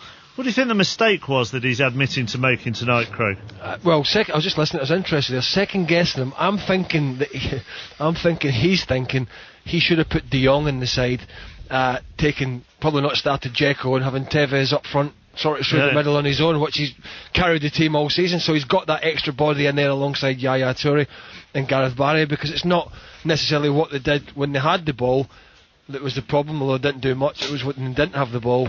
They just didn't close down and didn't want it back. And I'm thinking he probably's thinking, I wish I had that extra man in midfield and had De Jong in there rather than playing David Silva. Forget all that. I think he's looking at it from a defensive point of view and thinking he wished he'd played De Jong and gone back to the old traditional system that served him reasonably well up until now. Also, he said 2 or 3 times down there, didn't he? We didn't play well in the first 20 minutes. He didn't refer to the rest of the game. No, and so was that as if Carlos Tevez went off after around 20 minutes, so that's kind of a reason maybe why we didn't play well after that. I mean, all I can deduce from that, Mark, is that he feels that he kind of conceded the game to Liverpool in the opening 20 minutes because they started so strongly. And City just didn't have an answer to them. By the time City did start to settle down for a short period, they were already a goal down. I mean, that goal went in after 13 minutes. Carlos Tevez went off a couple of minutes after that. And I just get the feeling that he thinks that when you come away from home to a place like this, you have got to set the tempo and you've got to start off strong yourself. And they just didn't do that. And they found themselves in such a hole by the time they did settle down a bit that it was too late by then. Now, during the course of the commentary, we discovered, Darren, that you're an expert in Blackpool fish and chip shops, curry and drinking wine, but not paying for it. You're also quite knowledgeable when it comes to American sport. So with Stan Kroenke taking this controlling stake in Arsenal, what's your view on Kroenke from what you know from his American franchises that he owns? Well, I had a little look at it this afternoon, Mark, because I'm always interested when the American owners take control of the football teams in England. And he owns the Denver Nuggets in the NBA and he owns the Colorado Avalanche in the NHL. So salary caps and that kind of thing are really important over there, because it's kind of an indicator as to how keen an owner is for that team to have success, because you can spend the maximum under the salary cap, which theoretically should give you the best chance to win. If you take the Denver Nuggets first, his basketball team, he's got a player there, or did have a player there, called Carmelo Anthony, who's one of the superstars of the NBA, and he's just traded Carmelo Anthony to the New York Knicks for 5 or 6 players. It was a 3-team trade, but what it basically means is that the highest paid Denver Nuggets player and the superstar of the team has gone to New York to try and pep up their franchise for 5 or 6 players who may or may not pan out and become decent NBA players. So you could possibly point to that and suggest that there's not a major concern about winning and not a major concern about spending an awful lot on player salaries to make that team better. When you look at the NHL, the Colorado Avalanche at the moment are $17 million under the $59 million NHL salary cap. Now, the real successful teams in the NHL will fill that salary cap to its maximum and bring in as many high-level superstar players as they possibly can to give them a chance to win the Stanley Cup. So if you look at those two franchises as an example, then if you were an Arsenal fan, it might not indicate. I'm not saying that it's not going to indicate that Arsenal won't be successful under Stan Kroenke, but it would. If I was an Arsenal fan, look at it and suggest that maybe he's not going to spend lots and lots of money on players. That he might be a little bit more cautious. Yeah, cautious might be the right approach. Ian is an Arsenal fan. Evening, Ian. Hello. Do you want somebody that's cautious, as Darren indicates, with a couple of his American franchises? Cautious. I don't know. I don't think I necessarily want someone to come in like Abramovich and spend, best part of £1 billion. But also, I think there is a feeling that we actually want to spend some money on transfers, because obviously we don't tend to spend as much as other clubs. £15 million is our biggest signing so far. So it would be good to see some money spent on transfers, but I believe that the money will start to come through anyway, because the stadium is generating enormous amounts of cash, and once the debts go, the mortgage goes down, there will be money to spend there anyway. Have you felt that you've been in a kind of boardroom limbo over the last couple of years, and that's maybe hampered Arsene Wenger's transfer dealing? Absolutely. The last few years, you've had sort of 4 blocks there. You've had Kroenke and Usmanov. You've also had Lady Bracewell-Smith, who's had 16% of shares that she didn't actually want. She wanted to sell those. And also Danny Fitzman, who had shares there, but he's been very unwell, apparently, and obviously he's not been involved. So you've had 4 blocks there. And I believe that I think Wenger's not just been managing the team, but I think effectively he's been managing the club as well, which is not really healthy. And therefore, I suppose, as with all fans, once somebody takes over, you can't really make any judgments until maybe a year, 2 years into their reign.